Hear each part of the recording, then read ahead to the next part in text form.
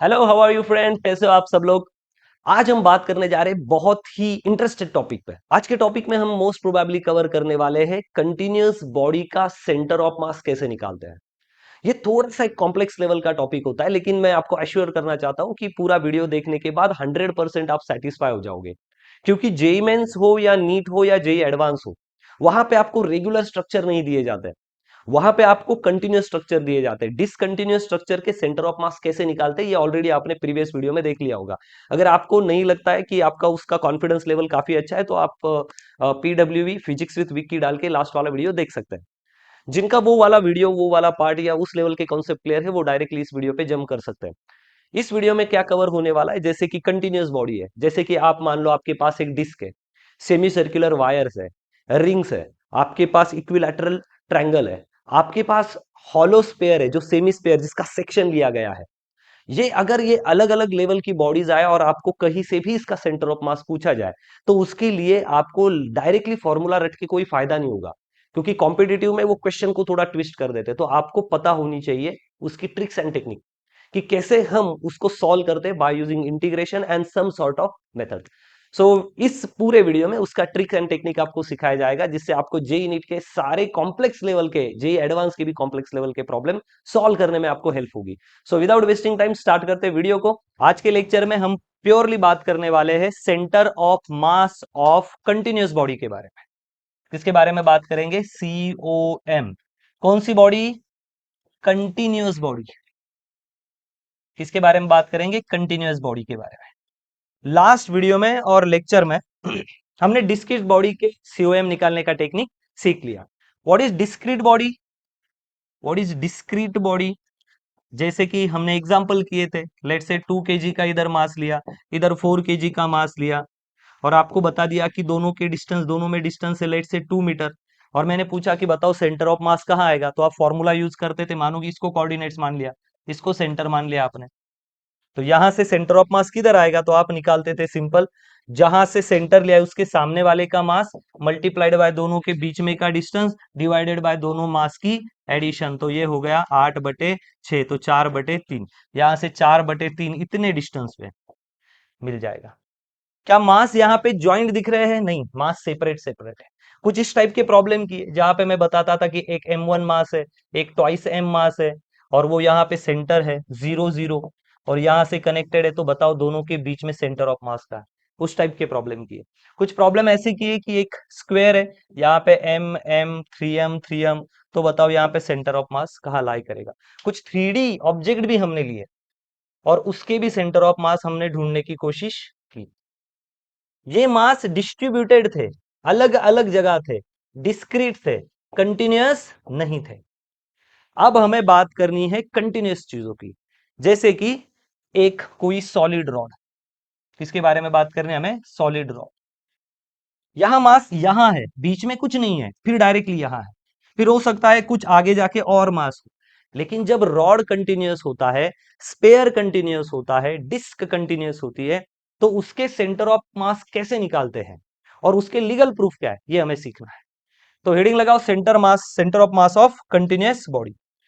पूरा फोकस रखना है, एक सेकंड भी इधर उधर दिमाग नहीं जाना चाहिए। जो मैं लिख रहा हूं उसको नोट्स के फॉर्म में आप लिखो, ताकि आप समझ जाओ। If I ask you what is the centre of mass of the rod, rod का इजी कैलकुलेशन करने में, बेसिक है समझने में, इसके लिए ले रहा हूं। यहां से जो भी डेटा उठाएंगे वो SC वर्मा से होगा। One of the best explanation आपको वहां मिलेंगे, सारे लोग यही से पढ़ाते हैं। वन ऑफ द बेस्ट होता है, इजी होता है, डेरिवेशन भी वही का कॉपी है। तो आपको लोड लेना नहीं, बस मेरा काम है समझाना। Obviously one of the great author है, फिजिक्स के डॉन है, वो समझाने की जरूरत। ये एक यूनिफॉर्म बॉडी है। ये क्या है? Uniform body. और हम पूछेंगे कि बताओ सेंटर ऑफ मास कहाँ है। अगर मैं कह दूं कि इसका मास M है और इसकी लेंथ क्या है? L, तो आप बोलोगे सर अगर मास यूनिफॉर्मली डिस्ट्रीब्यूटेड है, मास कैसा डिस्ट्रीब्यूटेड है? यूनिफॉर्मली। इसके लिए मैं एक लाइन लिख देता हूं, mass is uniformly uniformly uniformly distributed. Distributed इसका मतलब यहां हर जगह अगर आप छोटा छोटा भी पार्ट लो, यहां छोटा छोटा पार्ट लो, यहां छोटा छोटा पार्ट लो, तो हर जगह मास क्या रहेगा? सेम। हर जगह सेम ही मास दिखेगा आपको। लेकिन मैं अगर इस टाइप का कोई और स्ट्रक्चर बना देता हूं, तो बताओ क्या इसके हर एक सेंटीमीटर में सेम मास होगा? नहीं। या देखो यहाँ कम मास होगा, या थोड़ा ज्यादा होगा, यहाँ ज्यादा, यहाँ 1 सेंटीमीटर में तो बहुत ज्यादा मास होगा। तो इस दो टाइप के हम न्यूमेरिकल देखेंगे, मतलब जेई में कैसा भी सवाल आए, एक तो यूनिफॉर्मली डिस्ट्रीब्यूटेड मास या फिर नॉन यूनिफॉर्म डिस्ट्रीब्यूटेड मास, दोनों को हम सॉल्व करेंगे। पहले व्हाट इज यूनिफॉर्मली डिस्ट्रीब्यूटेड मास? हर जगह सेम मास आपको मिलेगा, हर जगह क्या मिलेगा? Same mass. ठीक है, डायग्राम बनाओ पहले। एग्जाम्पल के तौर पे मैं स्केल को लेता हूं, ये स्केल 24 इंचेस की है। अगर मैं मानो 1 इंच का वजन, समझ लो यूनिफॉर्म डिस्ट्रीब्यूटेड मतलब क्या, अगर ये स्केल मानो 0 से लेके 10 सेंटीमीटर की है, मैंने इसका 0 से लेके 1 सेंटीमीटर का पीस निकाल लिया, 0 से लेके 1 सेंटीमीटर का इसका वजन किया तो मुझे मिला 10 ग्राम। कितना मिला मुझे? 10 ग्राम। मैंने 1 से लेके 2 का एक पीस शेड में निकाला, इसका भी वजन कितना मिला? 10 ग्राम। तो आप बताओ 2 से लेके 3 को काटूंगा तो वजन कितना मिलना चाहिए? तो आप क्या बोलोगे? हर छोटे छोटे लेंथ पे समान रूप से मास को वितरित किया गया है, इंग्लिश में सेम मास डिस्ट्रीब्यूटेड फॉर्म पर यूनिट लेंथ। पर यूनिट मतलब कोई भी, अब मैंने एक लिया, आप 2-2 सेंटीमीटर के लिए ले सकते हो। पर यूनिट छोटू सी लेंथ के लिए मास जो है वो हर रूप से क्या है? समान है। अगर मुझे इसको एक्सप्लेन करना है मैथ्स में, तो इसको क्या बोलते हैं हम लोग? लैम्बडा। लैम्बडा को क्या बोलते हैं? लीनियर, बहुत आईएमपी चीज है ये, मास डेंसिटी। आप जेई मेंस के लीजिए, आप एडवांस के लीजिए, या नीट का टफ पेपर मान लीजिए, इस लेवल के ही आपको न्यूमेरिकल देखने को मिलेंगे। हमें प्रूफ भी चाहिए, केवल रट्टा नहीं मार सकते, प्रॉब्लम बदल जाएगा एकदम। सो linear mass density, what is linear mass density? Linear mass density मतलब पर यूनिट लेंथ के लिए कितना मास डिस्ट्रीब्यूटेड है, मास अपॉन लेंथ। प्रत्येक छोटी छोटी, हर एक छोटी छोटी लेंथ के लिए कितना मास है? मास पर यूनिट लेंथ, मास पर यूनिट लेंथ। छोटी सी लेंथ का मास कितना है? छोटी सी लेंथ का मास कितना है? इसको क्या बोलते हैं हम? Linear mass density. आई बात समझ में? ये तब यूज करोगे जब सिस्टम क्या हो भाई? One dimensional. सिस्टम क्या हो? One dimension. स्केल 1D में दिख रही ना हमें, उसके लिए आ गया ये। लैम्बडा क्या होता है? मास पर यूनिट लेंथ। हिंदी में एक छोटी सी यूनिट लेंथ का कितना मास आता है? तो यहां 1 सेंटीमीटर का मास कितना आया? 10 ग्राम। तो मैं लिख दूंगा मास कितना है? 10 ग्राम। कितनी लेंथ का? 1 सेंटीमीटर का। मास पर unit length. What is lambda? Lambda mass ही है किसका? बड़ी वाली लेंथ में से छोटे से पीस। आई बात समझ में? क्लियर है? बड़े आगे, ठीक है। तो ये कौन सी बॉडी है? यूनिफॉर्म है या नॉन यूनिफॉर्म है? यूनिफॉर्म है। कौन सी बॉडी है? यूनिफॉर्म है। अब आपको डायरेक्टली आंसर पता है कि सर यूनिफॉर्म रॉड है, इसकी लंबाई एल है, तो बताओ सीओएम सेंटर ऑफ मास कहां मिलने वाला है? L/2 पे। ये आपको भी पता है, लेकिन हमें उसका प्रूफ देखना है। इस स्केल की लंबाई 24 है, तो मुझे पता है 24 लंबाई है, तो 12 पे क्या मिल जाएगा इसका? सेंटर ऑफ मास, जो कि मिल भी रहा है। ये देखो सेंटर ऑफ मास तो मिल भी रहा है, लेकिन हमें उसका प्रूफ देखना है, और प्रूफ से कुछ चीजें, कुछ नॉलेज सीख लेना है, ताकि हम इसको सॉल्व कर पाए। ठीक है, आई बात दिमाग में? आंसर ऑलरेडी हमारे पास है। चलो क्या करते हैं हम, आप मुझे बताओ। सेंटर ऑफ मास निकालने के लिए एक्स एक्सिस में तो हम लिखते हैं XUM इज इक्वल टू, क्या लिखेंगे सर? मास लो M1 X1। यहां तो अलग अलग है ही नहीं, मास तो कंटिन्यूस डिस्ट्रीब्यूट है। मैंने क्या किया? छोटा सा मास उठाया, यहां से क्या उठाया? छोटा सा मास, छोटू सा। स्केल का मास M है, मैंने कितना लिया? केवल छोटू सा मास, इसका नाम दिया DM। और ये अगर मैं मान लू कि यहां मेरा ओरिजिन है, यहां मैं क्या मान लेता हूं? यहां ओरिजिन है, और मैं यहां छोटू सा मास लेता हूं, तो वो छोटू सा मास कितना दूर है? X1 डिस्टेंस पे। कितने डिस्टेंस पे? X1। मैंने और यहां और उतना ही छोटू सा मास लिया, उसका नाम है DM। वो ओरिजिन से कितना दूर है? X2 पे। मैंने और छोटा सा मास काटा, छोटा छोटा मास। કેટલો માસ છે? DM। एंड डिस्टेंस કેટલો છે? X3। ऐसे कितने छोटे छोटे मास काट सकते हैं हम? बहुत सारे। कितने काट सकते हैं? बहुत सारे। चलो मैं अभी रेगुलर मेथड वाला फॉर्मूला पूछता हूँ, बताओ XUM कैसे निकालोगे? हाँ, M नहीं, यहाँ मास DM। मास कितना है? DM X1 plus DM X2 plus DM X3 plus dash dash dash, जितने भी DM होंगे जितने भी मास होंगे। यही तो करते थे m1 x1, ठीक। लेकिन कब खत्म होगा, पता नहीं कब खत्म होगा, चलता ही रहेगा। डिवाइडेड बाय सारे मास की addition, dm plus dm plus dm plus dm dm dm, पता ही नहीं कब खत्म होगा।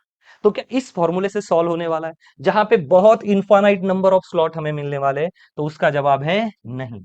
अब हमें एक नई टेक्निक लानी पड़ेगी, और वो नई टेक्निक है XCOM, centre of mass is equal to integration. Integration एक मैथमेटिकल फंक्शन है, जहां पे आप छोटा मास छोटा डिस्टेंस, छोटा मास छोटा डिस्टेंस, छोटा मास छोटा डिस्टेंस, कहां से, जीरो से लेके, कहां से, जीरो से लेके,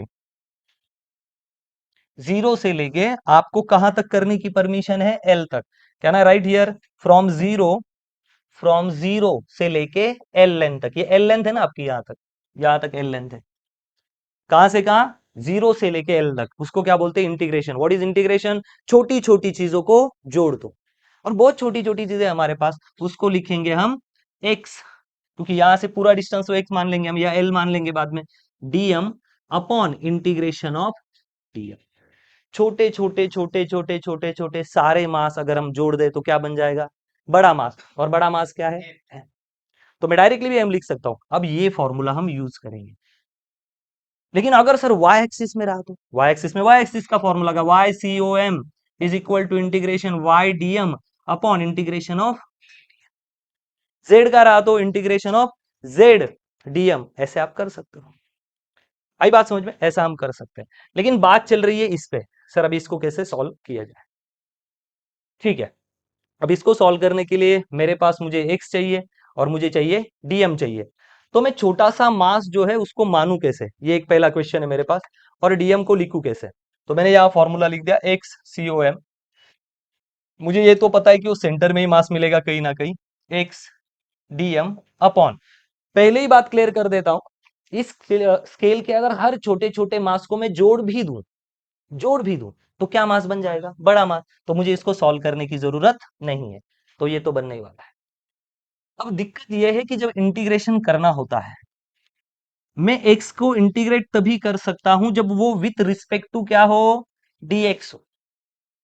अगर मुझे x को इंटीग्रेट करना है तो विथ रिस्पेक्ट टू क्या होना चाहिए, x। If I want to integrate y, it should be always with respect to y। आई बात समझ में, मुझे x को इंटीग्रेट करना है और ये बोल रहा है with respect to dm, allowed नहीं, अलाउड नहीं है। कैसे करते हैं इसका इंटीग्रेशन, इसके सर पे जो वैल्यू होती है, अभी कितना है उसके सर पे, एक, तो आंसर में क्या आता है, इसके ऊपर और एक ऐड करो तो x⁻², और यही वैल्यू नीचे लिख देते हैं। और यहाँ अगर लिमिट होगा कोई, जैसे कि 0 से लेके π/2 तक, तो यहाँ लगाते हैं 0 π/2, अपर लिमिट लोअर लिमिट। ये आप लोगों को आता है, जिसको नहीं आता उसके लिए 2 मिनट हमने बताया। हमेशा याद रखना, इंटीग्रेशन होगा जो टर्म यहाँ पे ना, उसके ही विथ रिस्पेक्ट में इंटीग्रेशन होता है। लेकिन क्या बोल सकते हैं ना, बैड हमारा ये फॉर्चून नहीं कि वहां पे वो आ रहा है, तो मुझे कुछ भी करके डीएम को किसकी भाषा में कन्वर्ट कर लेना पड़ेगा, एक्स की भाषा में, क्योंकि एक्स को इंटीग्रेट करता है ना। तो डीएम एक्स की तरह नहीं है, तो मुझे विथ रिस्पेक्ट टू एक्स यहाँ पे लाना पड़ेगा, जबकि मेरे पास वैसा कोई सोल्यूशन नहीं है। चलो देखते हैं कैसे किया जाएगा। इसको रोक देते हैं यहाँ पे।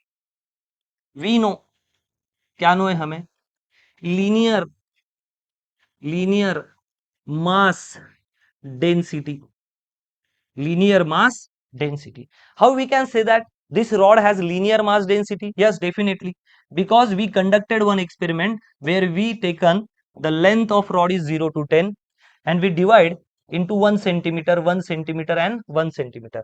We cut the piece, ये छोटू सा पीस निकाला, तो इस 1 सेंटीमीटर का मास कितना आया था, 10 ग्राम, और अगले 1 सेंटीमीटर का मास कितना आया था, 10 ग्राम। क्या मैं इससे कह सकता हूं कि इसमें जितने एटम हैं अगले 1 सेंटीमीटर में उतने ही एटम है? अगर मैं मान लू इसमें 1 करोड़ एटम है, झूठ झूठ है, तो इसमें भी कितने एटम होंगे? तो क्या आप नहीं बोल सकते लीनियर मास डेंसिटी? इसकी हर जगह लीनियर मास डेंसिटी क्या है, यूनिफॉर्म है, सेम एटम है, इसलिए तो वजन क्या आया हमारा, सेम। याद रखना, लीनियर मास डेंसिटी को दिखाया जाता है लैम्बडा से, उसका फॉर्मूला होता है मास अपॉन लेंथ। ये फॉर्मूला है, कितना मास है कितनी लेंथ है। 24 इंच की ये स्केल है, कितना मास है, 24 इंच की स्केल का, इसका मास आएगा 100 ग्राम। तो क्या लिखोगे, 100 ग्राम की स्केल है और उसकी लंबाई कितनी है, 24 सेंटीमीटर या 24 इंचेस। यही तो पूछा जा रहा है। आप बोलोगे कैसे इसको? 24 इंच की स्केल है और वजन कितना है? 100 ग्राम। वही तो मैं लिख रहा हूं। This is called as linear mass density. Mass upon length, कितना मास है पर यूनिट लेंथ के लिए। लेकिन क्या मैंने पूरी लेंथ कंसिडर की? सर आपने तो कितनी लेंथ कंसिडर की? छोटी लेंथ। सर क्यों कर रहे हैं हम ऐसा? छोटी लेंथ क्यों? अगर मुझे छोटी लेंथ मिल जाए तो बड़ी लेंथ समझ जाएगी ना। If you want to buy gold, आप अगर गोल्ड लेने गए तो दुकान में तो बहुत सारे हार होंगे, सोना होगा, कान के झुमके होंगे, है ना। लेना मतलब मम्मी के सामने कान के झुमके मत लेना, नहीं तो मम्मी बोलेगी किसके लिए ले रहा है। काफी कॉम्प्लेक्स चीजें होती है, ज्यादा भोले बनना। तो कैसे पूछोगे? 10-12 किलो झुमके देना, वो आदमी इनकम टैक्स वालों को फोन कर देगा। यू ऑलवेज आस्क फॉर 1 ग्राम, 1 ग्राम का कितना। वो ऐसा नहीं कहता अरे भाई तुम गरीब हो ये लो 1 ग्राम तो हमारी तरफ से। 1 ग्राम का रेट पूछा है, खरीदोगे तो आपके हिसाब से। आई बात समझ में? तो हम हमेशा क्या करते हैं, छोटी सी चीज का वैल्यू निकालते हैं। छोटे से डीएम का वैल्यू निकालेंगे किसके लिए? पूरे रॉड के लिए, बाद में यूज करने के लिए। So can I write here the lambda is equal to छोटू छोटू मास, छोटू छोटू लेंथ। छोटू सा मास है ना, इस छोटू से मास को थोड़ा साइड में निकाल देता हूं, जूम कर देता हूं। ये है छोटू सा मास डीएम, और उसकी छोटू सी लेंथ कितनी ले ली मैंने? डीएक्स। ऐसी छोटी छोटी लेंथ से बना है, मैं लिख सकता हूं ऐसा। तो क्या मुझे डीएम मिलेगा यहां से? Yes. What is dm? Lambda into dx. क्या मैं ये डीएम यहां पुट सकता हूं? यस, वही तो करना है, ऐसे थोड़ी इतनी मेहनत कर रहे हैं हम। ठीक, ठीक है। सो एक C O M is equal to integration. हम इन सारी छोटी छोटी चीजों को जोड़ तो लेंगे, लेकिन कहां से कहां तक जोड़े? सर जीरो से लेके कहां तक जोड़ना? एल तक। इतना बड़ा रॉड है, तो इंटीग्रेशन के लिए लिमिट लगा दूं, जीरो से जोड़ूंगा कहां तक? एल तक। इसलिए तो छोटा सा लिया है। उसके बाद में उसके बाजू का छोटा लूंगा, फिर उसके बाजू का लूंगा, कहां तक करूंगा मैं? यहां से जीरो से लेके एल तक। तो इंटीग्रेशन जीरो से लेके एल तक। हाँ, एक्स तो लिख दिया मैंने। What is the value of dm? Lambda dx, lambda dx divided by m. M क्या था पता है? एम कैसे आया? यहां था नीचे, यहां एक्चुअली इंटीग्रेशन क्या था? डीएम। मैं पैसे फिर से बता देता हूं। और अगर आप ऐसे छोटे छोटे छोटे छोटे सारे मास को जोड़ दोगे तो क्या बनेगा? बड़ा मास। तो फिर इतना टाइम पास करने से अच्छा समय बचाते हैं, डायरेक्टली लिख देते हैं बड़ा मास। यहां पे कौन बाहर निकलेगा? इंटीग्रेशन किसके रिस्पेक्ट में हो रहा है? डीएक्स। मतलब ये क्या बोल रहा है? जो टर्म में केवल एक्स होगा वही टर्म अंदर रुकना, बाकी जिसमें एक्स नहीं है बाहर चले जाना। तो क्या निकलेगा यहां से? एक्स सी ओ एम। लैम्बडा कहा चला गया? बाहर। अंदर क्या बचा? Zero to l x dx. यहां नीचे क्या है? एम, बाहर ले लिया उसको। X C O M. What is lambda? What is lambda? M बटे l. Can I write here? M बटे l. This is the value of lambda. और यहाँ नीचे क्या है? एक एक्स्ट्रा एम। ये एम तो नीचे ही है ना, और ये लैम्बडा की वैल्यू क्या है? एम नीचे का नीचे दे दिया, और लैम्बडा की वैल्यू क्या डाल दी मैंने? एम बटे l. What is integration of x dx? That is x square by 2। और लिमिट क्या है? जीरो से लेके एल तक।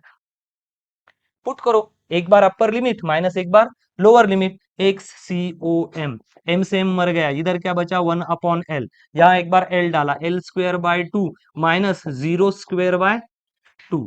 बाहर क्या आया? X C O M.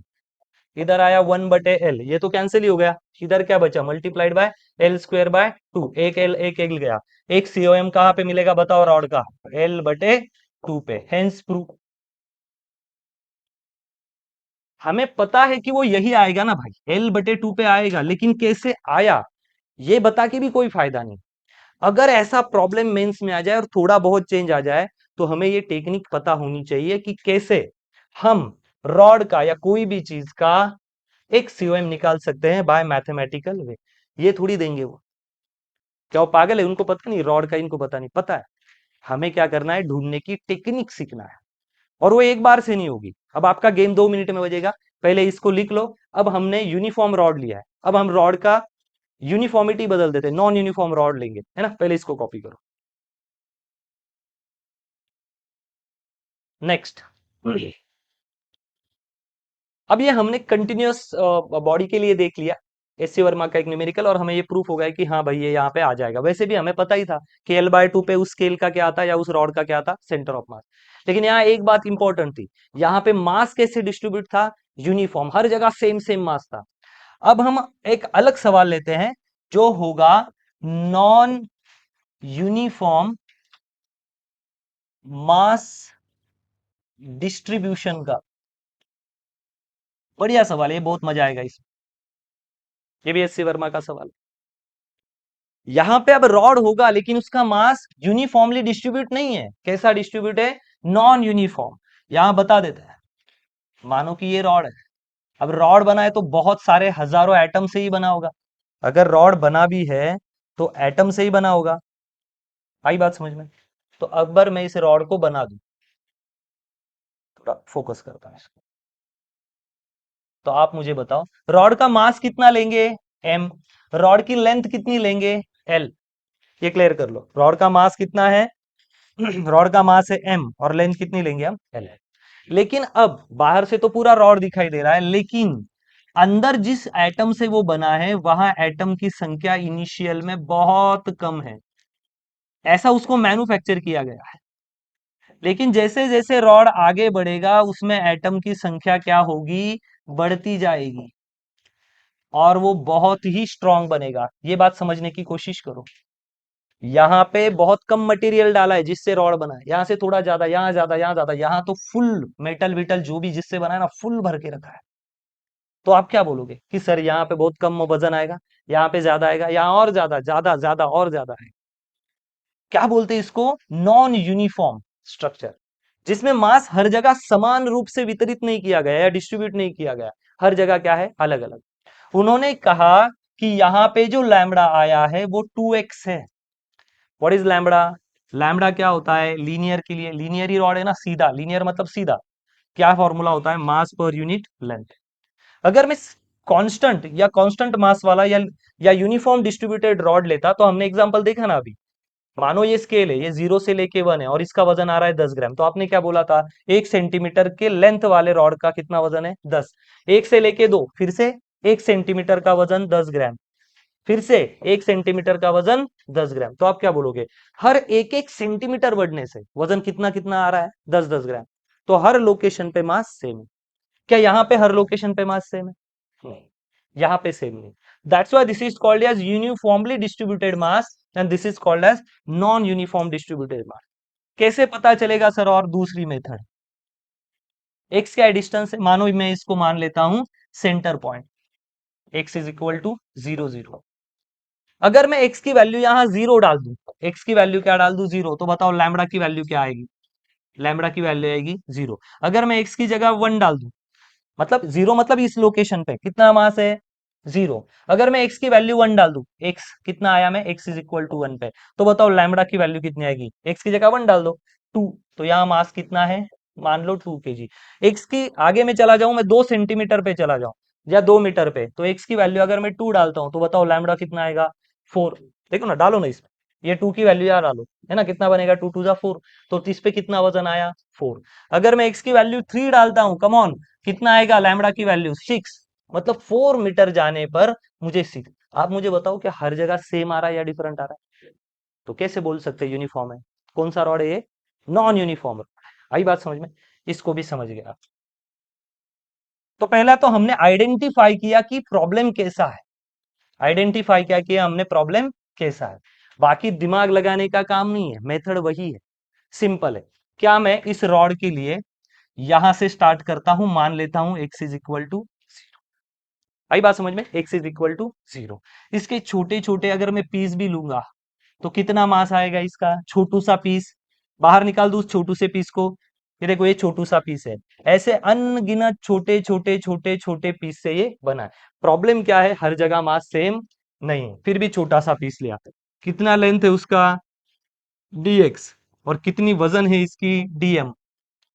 कितनी लंबाई है, dx, और वजन कितना है, dm। क्या मैं यहां से लैम्बडा लिख सकता हूं, व्हाट इज लैम्बडा, लैम्बडा होता है मास अपॉन लेंथ, मास अपॉन लेंथ। क्या मैं इस छोटे से टुकड़े के लिए भी लैम्बडा लिख सकता हूं, मैंने बड़े रॉड के लिए लिखा मास अपॉन लेंथ, लेकिन छोटे से टुकड़े के लिए क्या लिखोगे आप बताओ, sir lambda is equal to छोटू सा मास छोटू सी लेंथ। क्या मुझे छोटे से मास का वैल्यू मिल जाएगा? मिल जाएगा। डीएम का क्या आ जाएगा फिर से? Lambda dx. सर ये तो वही पुराना वाला। यस, ये वही पुराना वाला। इतना तो हमें आना चाहिए। अब मैं आपसे सीधा सीधा पूछता हूं, बताओ मुझे कौन सा फॉर्मूला लगता है कंटिन्यूअस या non continuous uniformly, sorry, continuous body के लिए यूनिफॉर्म या नॉन यूनिफॉर्म डिस्ट्रीब्यूटेड मास के लिए? तो आप बोलोगे sir x C O M is equal to integration of x dm upon integration of क्या आएगा? डीएम। अब मैं यहाँ डायरेक्टली एम नहीं लिख पाऊंगा, ये मेरी दिक्कत है। लास्ट प्रॉब्लम में क्या लिख दिया था? एम। यहां नहीं लिख सकता क्योंकि सर देखो पूरा एम नहीं निकाल सकते, यहाँ तो कम मास है, ज्यादा है, ज्यादा है, ज्यादा है, तो आप क्या कर लो? इंटीग्रेशन ही कर लो। कहां से कहां तक इंटीग्रेशन करूं? कहां से कहां तक करूं? वेरी गुड, जीरो से लेके एल तक। ये तो क्लियर है ना? क्योंकि मुझे इंटीग्रेट कहां तक करना है। मैं गुलाबी कलर लेता हूं, बहुत दिन हो गए। ये एक प्यार का कलर है, ताकि आपके पढ़ाई के लिए प्यार बढ़े। कहां से कहां तक करेंगे हम? जीरो से लेके एल तक करेंगे। जीरो से लेके एल तक करेंगे। एक सी है, लेकिन मुझे डीएम नहीं मिल रहा था। मुझे डीएम नहीं मिल रहा था क्योंकि इंटीग्रेशन विथ रिस्पेक्ट टू क्या होना चाहिए? डीएम आना चाहिए था। लेकिन integration of x with respect to dx आना चाहिए था, नहीं आ रहा था। तो मैंने क्या ले लिया?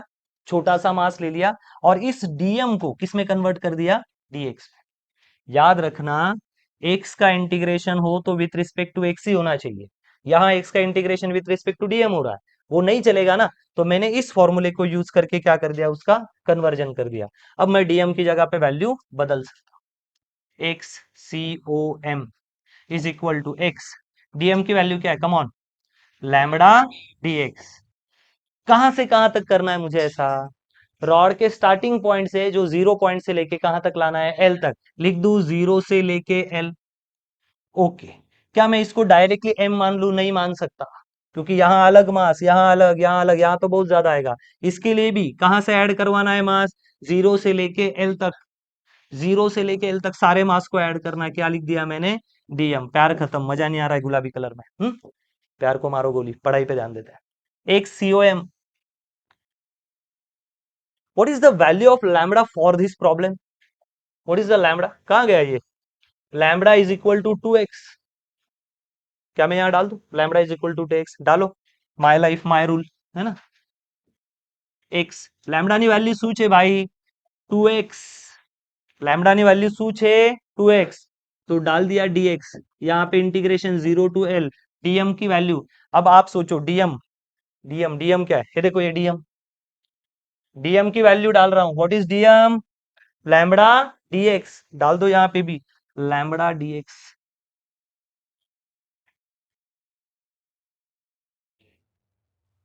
आई बात समझ में? एक बार फिर से देखना है, देखो फिर से बताता हूं। एक बार देखो, पूरा फोकस होना चाहिए, इतना भी फोकस इधर उधर नहीं चाहिए। X centre of mass is equal to zero से लेके एल तक। एक्स तो एज इट इज है। लैम्बडा की वैल्यू क्या है? 2x। लिख दो डायरेक्टली 2x, और ये dx as it is. Integration zero से लेके एल तक, डीएम की वैल्यू क्या निकाली है? Lambda dx. Lambda dx. Next line पे जाते हैं। इसमें से है ना 2 को बाहर निकाल देता हूं। क्या आएगा? X C O M. ठीक है, अंदर क्या आएगा? 2x² dx। बराबर है ना? x और x स्क्वायर, और ये 2 और ये dx। हाँ, यहाँ क्या होने वाला है गेम? लैम्बडा की जगह पे मैं क्या डाल सकता हूँ? अगेन लैम्बडा क्या है बताओ? 2x। तो यहाँ पे मैं साइड में लिख दूं इसको, ये जीरो से लेके एल, जीरो से लेके एल, लैम्बडा की वैल्यू क्या है? 2x। ये देखो यहाँ, और यहाँ पे क्या है? dx। हो गया। प्रॉब्लम क्या था? X DM. अब प्रॉब्लम क्या है? X dx. डीएक्स को इंटीग्रेशन करेंगे केवल और केवल कौन सी टर्म को? जिसमें एक्स हो। क्या 2x है क्या? नहीं, 2 को कहां भेज दो? बाहर।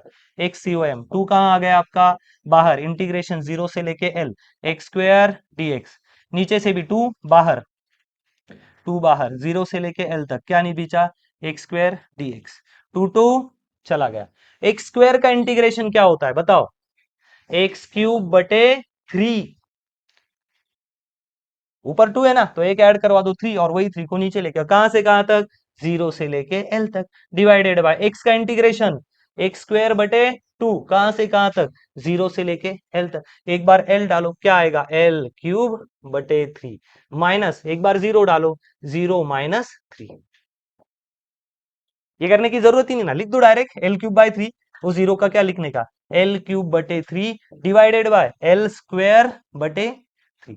एल की वैल्यू डालोगे एक्स में तो एल स्क्वायर बाय 2, एक बार 0 डालेगा तो 0। ये सॉरी यहाँ 2 है।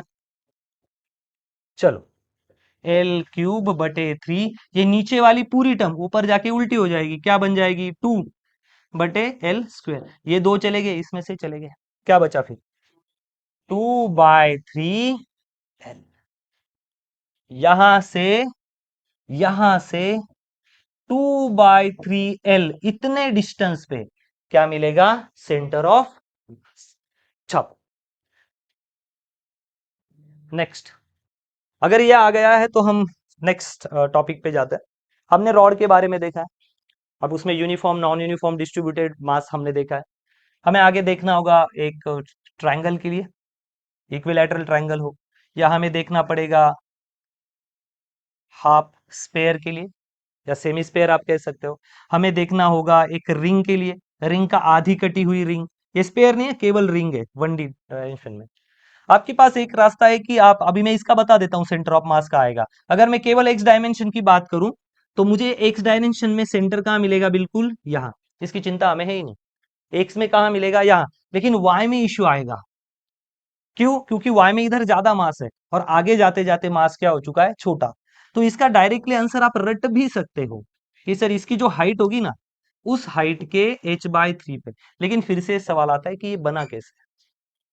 अगर आप किसी सेमी स्पेयर को लेते हो तो आपको पता है एक्स एक्सिस में तो भाई यहाँ सेंटर में ही कहीं बनेगा, लेकिन सारा मास नीचे है या कुछ ऊपर भी है, ऊपर है। तो ये सेंटर ऑफ मास थोड़ा सा यहाँ कहाँ शिफ्ट होने वाला है। एग्जैक्टली वो कहाँ शिफ्ट होगा और उनकी टेक्निक क्या है, और ये उनको भी पता है कि ये बच्चे रट के आते हैं। तो वो ऐसा नहीं करेंगे सेमी स्पेयर को, वो सेमी स्पेयर को कैसा करेंगे, ये यहां तक लाएंगे और थोड़ा सा यहाँ कट मार देंगे और पूछेंगे बताओ इसका सेंटर ऑफ मास क्या है।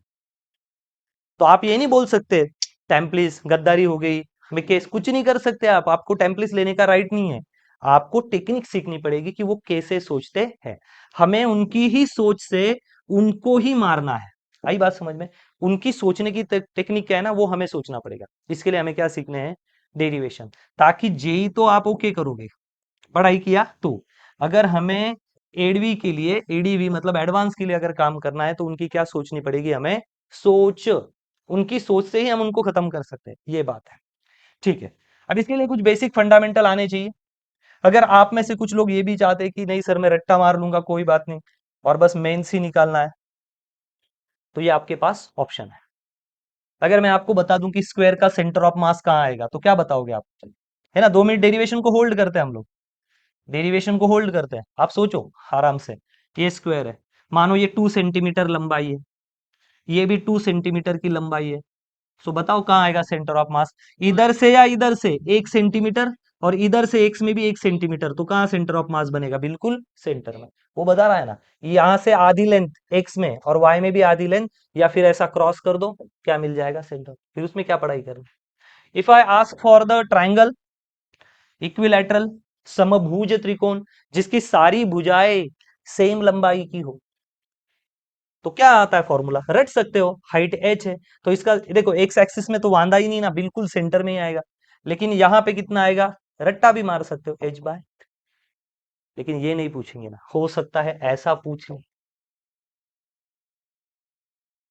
फिर क्या करेंगे आप। तो हमें उनकी टेक्निक सीखनी पड़ेगी। हार्ड है नहीं, प्रैक्टिस लगेगी, या 1 2 बार 3 बार करोगे। सेमी सर्कुलर रिंग के बारे में एक सिंपल सी तार है हमारे पास, एक क्या है, वायर, तार बोलो वायर बोलो जो आपको पसंद आए, वायर है। एक क्या ले लिया हमने, तार। और अब इसका पूछ रहा हूं कि बताओ कि इसका सेंटर ऑफ मास कहाँ आएगा। एक्स एक्सिस में तो कोई दिक्कत नहीं ना सर, एक्स एक्सिस में तो मानो इसकी रेडियस यहाँ है, ये सेंटर ऑफ मास है इसका, ये सेंटर पॉइंट है, यहाँ से रेडियस आर है, तो एक्स एक्सिस में तो यहाँ होगा, वाई में कहा जाना पड़ेगा थोड़ा सा ऊपर, क्योंकि मास तो इधर है ना, अंदर से पूरा खोखला ही है, केवल एक तार है, तो कहाँ आएगा, यहाँ कहीं आना चाहिए। तो उन्होंने कहा कहाँ आएगा, वाई एक्सिस में, केवल कहाँ, वाई एक्सिस में कहाँ आएगा, वाई एक्सिस में 2r/पाई, और एक्स में क्या आएगा एग्जैक्टली 0 पॉइंट पे, ये देखो ये 0 पॉइंट। अब आपके पास एक ऑप्शन है, एक तो रट्टा मारो और डिपेंड रहो कि आसान प्रॉब्लम आए, जो कि वो पूछने वाले नहीं है। एक टेक्निक सीख लो जो बहुत इजी है, दिमाग लगाओगे तो आंसर आ जाएगा। हम जाएंगे टेक्निक के साथ, हम क्या करेंगे, टेक्निक यूज करेंगे। आई बात समझ में? समझ रहे हो? आंसर क्या आना चाहिए, 2 पाई/r। अब हम ला के देखेंगे, अगर इस बार एक बार इसका आ गया ना तो ये भी आ जाएगा, ये भी आ जाएगा, सारे आपको आ जाएंगे। ठीक है, रट्टा मारना सही ऑप्शन नहीं है, इसलिए हम टेक्निक वाइज जाने की कोशिश करते हैं। नेक्स्ट, COM आप हेडिंग लगाओ, centre of mass of semi semi circular semi circular wire ring, जो आपको नाम पसंद आए वो नाम। Centre of mass of semi circular wire और रिंग। चलो सेमी सर्कुलर वायर और रिंग बनाने की कोशिश करते हैं, सेमी सर्कुलर वायर और रिंग बनाने की कोशिश करते हैं।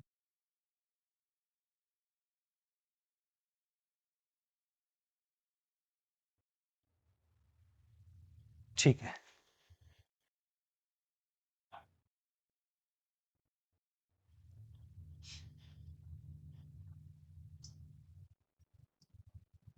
आई बात, ये सेमी सर्कुलर वायर है, ये है इसका सेंटर पॉइंट, और यहां से यहां तक का जो डिस्टेंस है वो है आर।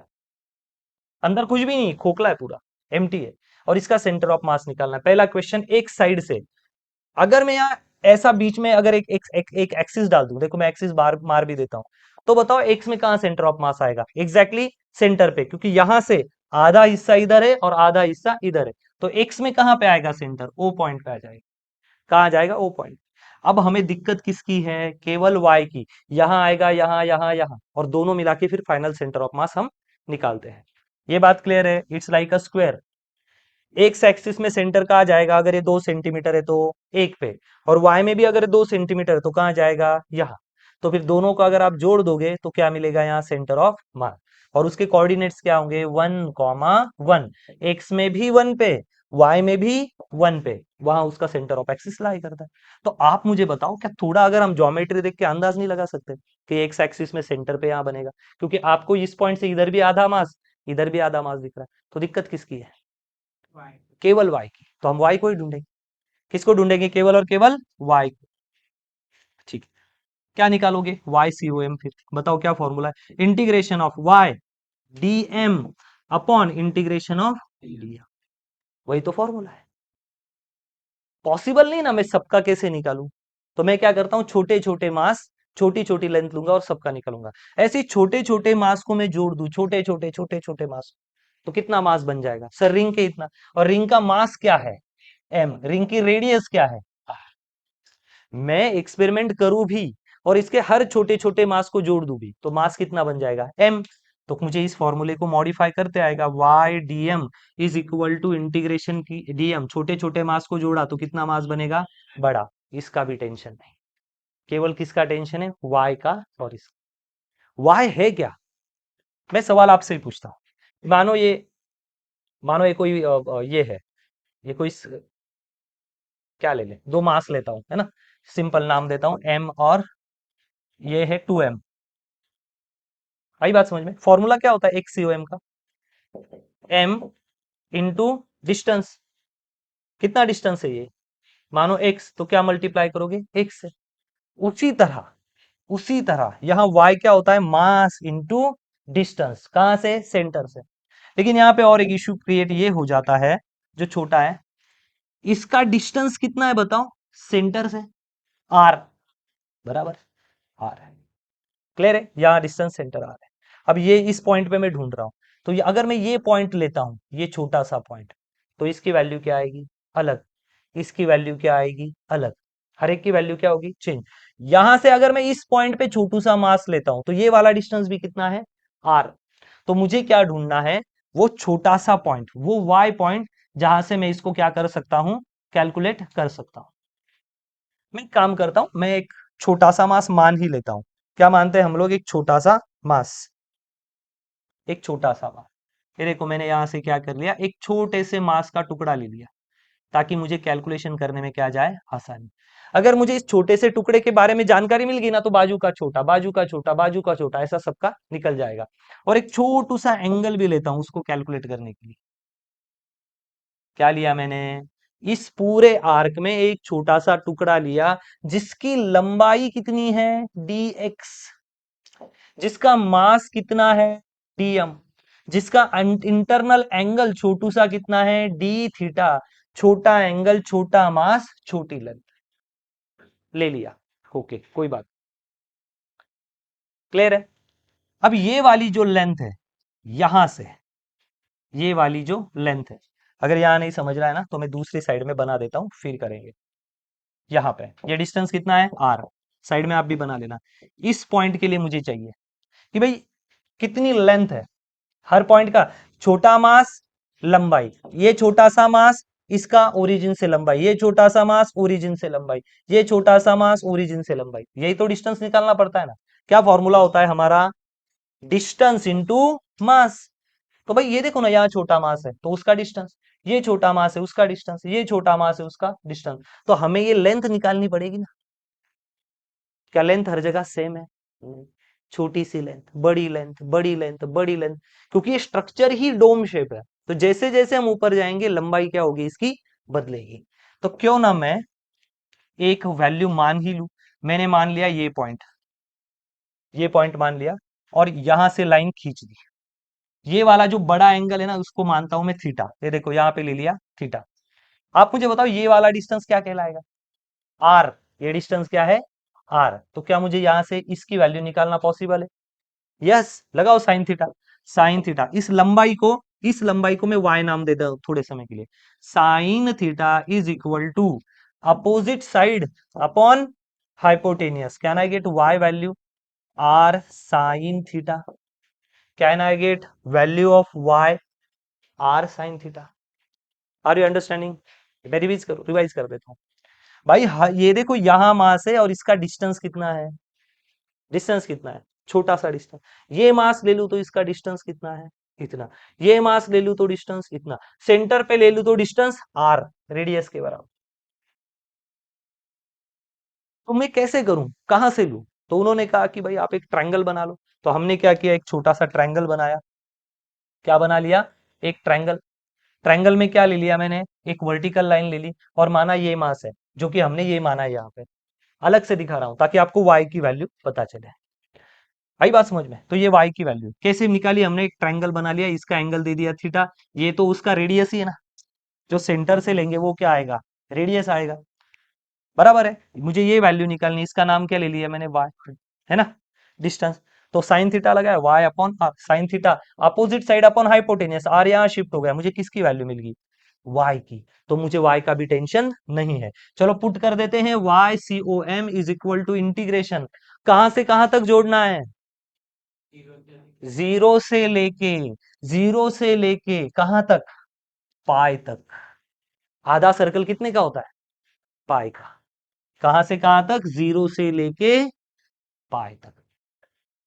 कैसे सर, अरे भाई यहां इतने से मास का निकालूंगा ना, फिर बाजू का निकालूंगा, फिर बाजू का, फिर बाजू का, फिर बाजू का, ऐसे करते करते मैं पूरा आ जाऊंगा। तो मैं जीरो से लेके कहां तक जा रहा हूं, पाई तक। तो मुझे कहां तक जोड़ना है, जीरो से लेके पाई तक। वाई की वैल्यू क्या मिली, आर साइन थीटा। समझ गया ये मुझे रफ करना है ना, आप कॉपी कर लो। y की वैल्यू क्या मिली मुझे, r साइन थीटा। मिटा दूं, अब इसकी कोई जरूरत हमें नहीं। Multiplied by dm, multiplied by dm divided by m, इसका तो कोई टेंशन नहीं। सर आपको साइन थीटा का इंटीग्रेशन करना पड़ेगा, साइन थीटा है तो यहां भी क्या आना चाहिए, d theta. If you integrate the things like sine theta, so यहाँ पे विथ रिस्पेक्ट टू कैसे इंटीग्रेशन होगा, थीटा से। If you integrate x, so with respect to dx। तो अगर साइन थीटा है तो यहां भी क्या लगेगा, थीटा। और हमारे पास क्या है हमारे पास, dm, नहीं चलेगा। इसका मतलब मुझे कुछ जुगाड़ ढूंढना पड़ेगा जो dm का किस में कन्वर्ट करवा दे, थीटा की टर्म में कन्वर्ट करा दे। ओके, करते हैं, ठीक है। अब ये देखो, ये छोटा सा हमने एक टुकड़ा लिया, यहां से हम कुछ कर पाएंगे। अब यहां मुझे लैम्बडा की वैल्यू चाहिए, क्या होता है लैम्बडा, मास पर यूनिट लेंथ, मास पर यूनिट लेंथ। क्या मैं ये लिख दूं? छोटा सा ही मास तो लिया है ना मैंने, ज्यादा थोड़ी मास लिया है। मैं ज्यादा कब लूंगा? जब मुझे पूरा काम हो जाएगा तब। अब एक्सपेरिमेंट के लिए कितना मास है? छोटू सा। तो मैं ऐसा नहीं बोल सकता कि छोटू सा मास, छोटी सी लेंथ। छोटी सी लेंथ, कितनी लेंथ मानी मैंने? dx। इतने ही ट्रायंगल के बारे में सोचो। करना पूरा है लेकिन काम किस पे करेंगे? छोटू से इस पे। What is lambda linear mass density? कि छोटे छोटे टुकड़ों में मास कितना है? छोटे छोटे, फिर बाद में जोड़ लेंगे। तो छोटे से टुकड़े का मास छोटा dm और उसकी लंबाई कितनी है? dx। Can I get value of dm here? Lambda into dx। अगर मैं ये dm की वैल्यू यहां डाल दूं तो अब क्या काम बना? नहीं, क्योंकि यहां पे मैं dm की वैल्यू अगर लैम्बडा dx डालूं तो थीटा को क्या dx के साथ करोगे? नहीं, फिर किस्सा होगा। लेकिन अब डरो मत, अब सॉल्व होने पे आया है। ये वो छोटू सा टुकड़ा है, ये वो छोटू सा टुकड़ा है जिसकी लंबाई कितनी है? dx। क्या मैं इस छोटे से टुकड़े को और जूम करके लिख सकता हूं? यस। ये वो छोटा टुकड़ा है dx। ये क्या है? dx। और ये उसका इंटरनल एंगल है। क्या नाम है इस छोटू से एंगल का? d theta. और इसकी लंबाई कितनी है? r। क्या आपको आर्क का कंसेप्ट आता है? अगर आपको आर्क की लेंथ निकालनी है, यहां की लेंथ मान लो x, तो यहां की रेडियस और यहां के एंगल को मल्टीप्लाई करो। आजू बाजू वाले का अगर प्यार हो जाए तो सामने वाले को क्या होता है? फायदा। शादी में खाना मिलता है ना, आजू बाजू वालों में ही प्यार होके शादी हो जाए तो सामने वाले को तो फ्री में खाना मिलेगा। तो आर्क का फॉर्मूला आपको पता है। What is the value of dx? r into d theta. D theta into r. Right और wrong? Right. So what is the value of dx? लंबाई कितनी है? r into d theta. लिख सकते हैं r इंटू डी थीटा, या लिख सकते हैं। So dm is equal to lambda तो as it is. What is value of dx? What is the value of dx? इस छोटी सी इसकी लंबाई कितनी है? हम लिख दिया r इंटू डी थीटा। ये नई वैल्यू ढूंढी हमने फिर से dm के लिए। क्या हमारा काम बना? यस, क्योंकि हमें डी थीटा लाना था और यहां भी थीटा है। आ गया हमारी डीएम की वैल्यू में। इसको मिटा दूं, ये आ जाएगा आपको। आर्क सबको निकालते आता है। This is arc. If you have angle, if you have radius, so when you multiplied this theta and r, ये बचपन में ही पढ़ लिया है। So you get the answer of arc की लंबाई, दैट इज एक्स। मिटा दो अभी, इसकी आपको कोई जरूरत नहीं है। आई बात समझ? नहीं तो बाद में पॉज करके देख लिया करो, ठीक है? क्या मैं यहाँ डीएम की वैल्यू यहाँ पुट कर सकता हूँ? यस, उसके लिए तो इतना काम चल रहा है। Integration of y C O M. Integration कहां से कहां तक? कम ऑन, जीरो से लेके पाई तक। पहले ही क्या है? R sine theta. What is the value of dm? That is lambda r d theta upon. अब हमें कोई भी चीज ढूंढने की जरूरत नहीं है, केवल हमें मैथ्स का कैलकुलेशन करना है। क्या करना है? केवल मैथमेटिकल कैलकुलेशन। ठीक है, यहां बड़ा आर लिखा है और यहां छोटा, तो मैं इसको भी क्या कर देता हूं? बड़ा आर लिखता हूं ताकि आर मुझे कॉमन लेने में इजी जाए। या देखो ये आर और आर, आर स्क्वायर ले लू बाहर या अंदर रखू। यहां पे सब कुछ विथ रिस्पेक्ट टू क्या होने वाला है? थीटा। तो केवल कौन सी टर्म अंदर रुक सकती है? थीटा की। तो यहां देखो इंटीग्रेशन कहां से कहां तक? जीरो से पाए तक। आर और ये आर, यहां मैंने गलती से छोटा लिखा था, यहां भी आप लोग बड़ा कर दो ताकि दोनों सेम हो जाए। बाहर क्या आया? R square. ठीक है, लैम्बडा कांस्टेंट है, निकाल दो बाहर ये लैम्बडा। चल तू भी बाहर आ जा। एम बाहर आ गया। अंदर कौन बचा? Sine theta d theta. Sine theta d theta. What is lambda boss? What is lambda? हाँ, लैम्बडा क्या है? एम बटे एल। लैम्बडा क्या है? एम बटे एल। लिख के कोई फायदा होगा? लेंथ क्या है? लेंथ कितनी है इसकी? लेंथ के बारे में हमने कुछ ढूंढा था। लेंथ कितनी है? यहां से यहां तक जो लंबाई है वो कितनी? पाई आर। ये तो हम भूल गए डालना, ये तो बहुत बड़ा गजब हो गया भाई। इसकी अगर मैं इस हाफ सर्कल को सीधा कर दूं, मानो, अब मैं आपको पूछता हूं, ये एक सर्कल है, इसको मैं यहां से काट दूं, सर्कल को काट दूं और इस तार को सीधा कर दूं बिल्कुल, तो कितनी लंबाई आएगी? आप बोलोगे सर सर्कल से ही बता देते हैं 2 पाई आर, तो इसको खींचोगे तो भी इसकी लंबाई कितनी आएगी? 2 पाई आर। ठीक है, अगर मैं इस सर्कल को आधा काट दूं और आधी रिंग ले लूं, तो अगर ये 2 पाई आर है तो आधी रिंग कितनी आएगी? केवल पाई आर। तो इसकी लंबाई कितनी, सीधा किया तो पाई आर, तो मैं लंबाई की जगह यहां डाल दूं मास, और लंबाई कितनी है पाई आर, तो मैं यहाँ लैम्बडा की जगह पे क्या डाल सकता हूँ, mass upon pi r. Are you understanding this concept? समझ रहा है? बहुत इजी है। सर्कल को काटा और सर्कल की तार को सीधा किया तो उसकी लंबाई 2 पाई आर के बराबर है। तो आधे सर्कल की कितनी, ये 2 पाई आर, तो आधा सर्कल पाई आर, तो उसको सीधा करेंगे तो पाई आर ही आएगी। मिटा दूं? समझ गया? समझ गया? ओके। देखो, सो लैम्बडा की वैल्यू कितनी है, m बटे pi r, m upon pi r. हाँ, ये क्या है इधर ऊपर, आर स्क्वेयर। ये देखो लैम्बडा की वैल्यू क्या है, m बटे पाई आर, ऊपर है आर स्क्वेयर, नीचे क्या डाल दिया एक m, ये देखो m, m मर गया। Are you understanding? I just put lambda over here, r as it is, m as it is, ठीक है। इंटीग्रेशन ऑफ साइन थीटा होता है माइनस कॉस थीटा, कहां से कहां तक लिमिट लगाना है, 0 से लेके पाई तक। एम एन मर गया, एक आर और ये एक आर मर गया, तो क्या बचा बाहर, केवल और केवल आर बटे पाई। अब यहां पे मैं वैल्यू डालता हूं माइनस, ये माइनस इसका कॉस, हाँ थीटा की जगह पे क्या डाल दो पाई, थीटा की जगह पे क्या डाल दो pi, upper limit minus lower limit, minus cos pi minus cos zero.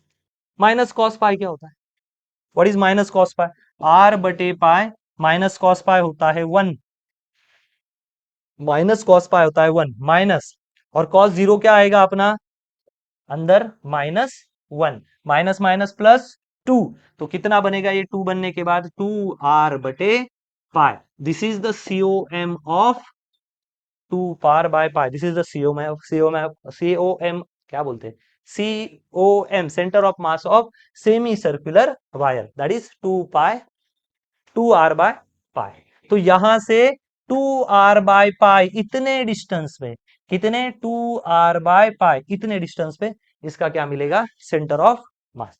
ठीक है, चलो छापो फटाफट, बताएगा, सो ही नहीं सकते तुम अलग, लेकिन एक बार आ गया तो फिर जबरदस्त मजा है। इससे बहुत फायदा भी होता है, सपोज आप कॉलेज चले गए, किसी को पूछ लेने का सुंदर देख के की तुला माहिती का याचा सेंटर ऑफ मास काय, ती म्हणाली नाही, म्हटलं बस 2 मिनिट रप्पा रप सॉल्व करून दाखवायचं। और ऐसे ही और अगले बहुत सारे प्रॉब्लम के लिए कांटेक्ट कीजिए हतीम फ्रॉम द्वारका एरिया, तुरंत दोस्त दुनियादारी बढ़ती।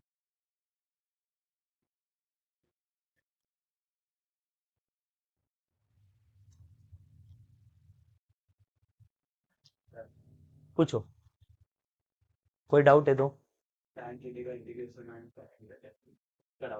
नहीं, ऐसा ही, तुमने इंटीग्रेशन सीखा है, अब उसके लिए मुझे और एक पेज का डेरिवेशन करके दिखाना पड़ेगा, इसलिए मैं डाल रहा हूँ। याद रखना है, मुझे पता है, मैंने जब ये बोल रहा था ना, मैंने से ऐसे हाथ किया था पीछे, याद है आपको, ये लिख रहा था, मुझे पता है ये डाउट होगा।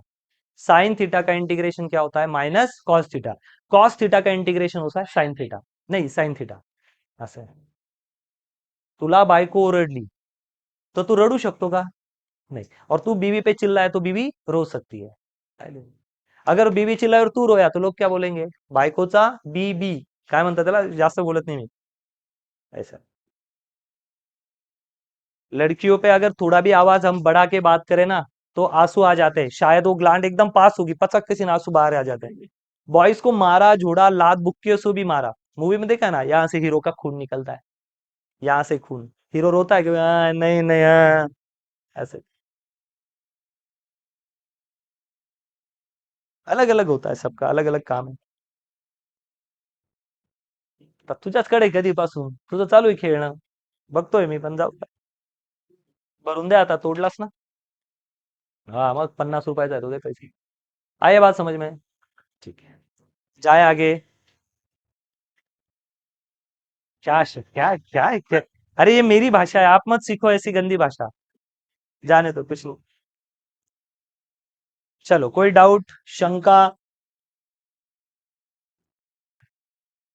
नेक्स्ट, ये अगर हो जाए, अभी नेक्स्ट पे जाता है, नेक्स्ट हेडिंग लगाएंगे हम, अ, अभी थोड़ा कॉम्प्लेक्सिटी बढ़ाएंगे, और जो जेई 2024 के रिलेटेड जो सवाल आया ना, उस पे बेस कुछ सेंटर ऑफ मास निकालने की कोशिश करते हैं।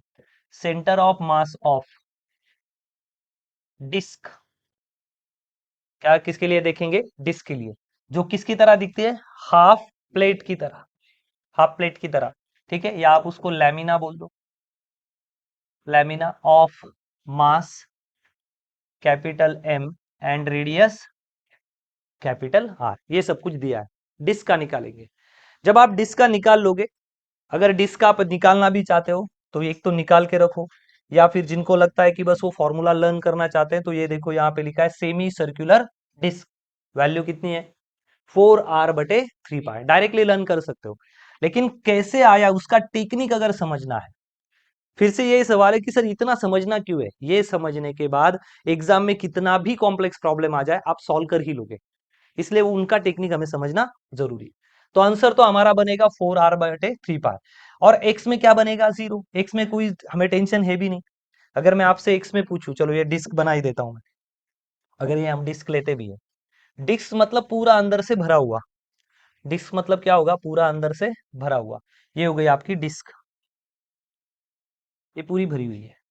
अब मैं कहूंगा बताओ एक्स एक्सिस पे कहा होगा, तो आप बोलोगे सर एक्स एक्सिस पे तो बिल्कुल यहाँ सेंटर पे मिल जाएगा, क्योंकि एक्स में इस साइड में और इस साइड में मास कैसे बटा है, सेम, कैसे मास बढ़ चुका है, सेम।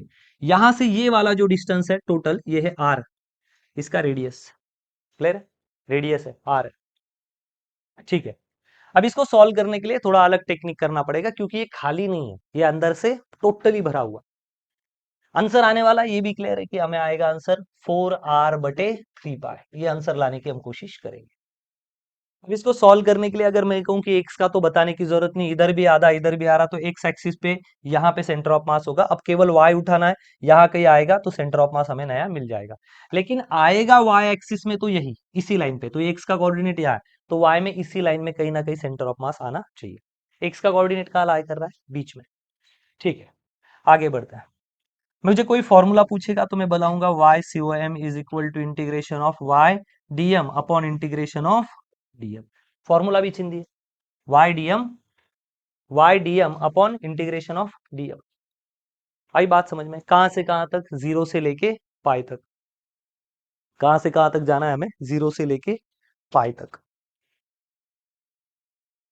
बराबर है, क्योंकि मुझे हर चीज का निकालना पड़ेगा ना, हर चीज का, यहां से यहां से यहां से यहां से यहां से ऐसे करते करते लास्ट तक कहां तक जाओगे हम, जीरो से लेके पाई तक। अगर मैं सारे यहां से जीरो से लेके पाई तक सारे मास को जोड़ दूं तो क्या बन जाएगा, बड़ा मास। अगर मैं इसके सारे छोटे छोटे छोटे छोटे मास को जोड़ दूं तो क्या बन जाएगा, बड़ा मास। तो क्या मुझे ये डीएम लेने की जरूरत है, क्या डीएम की जरूरत है, नहीं, तो फिर वाई डीएम कहां से कहां तक, जीरो से लेके पाई तक, कहां तक आएगा, डायरेक्ट बड़े मास तक, कहां से आएगा, बड़े मास तक।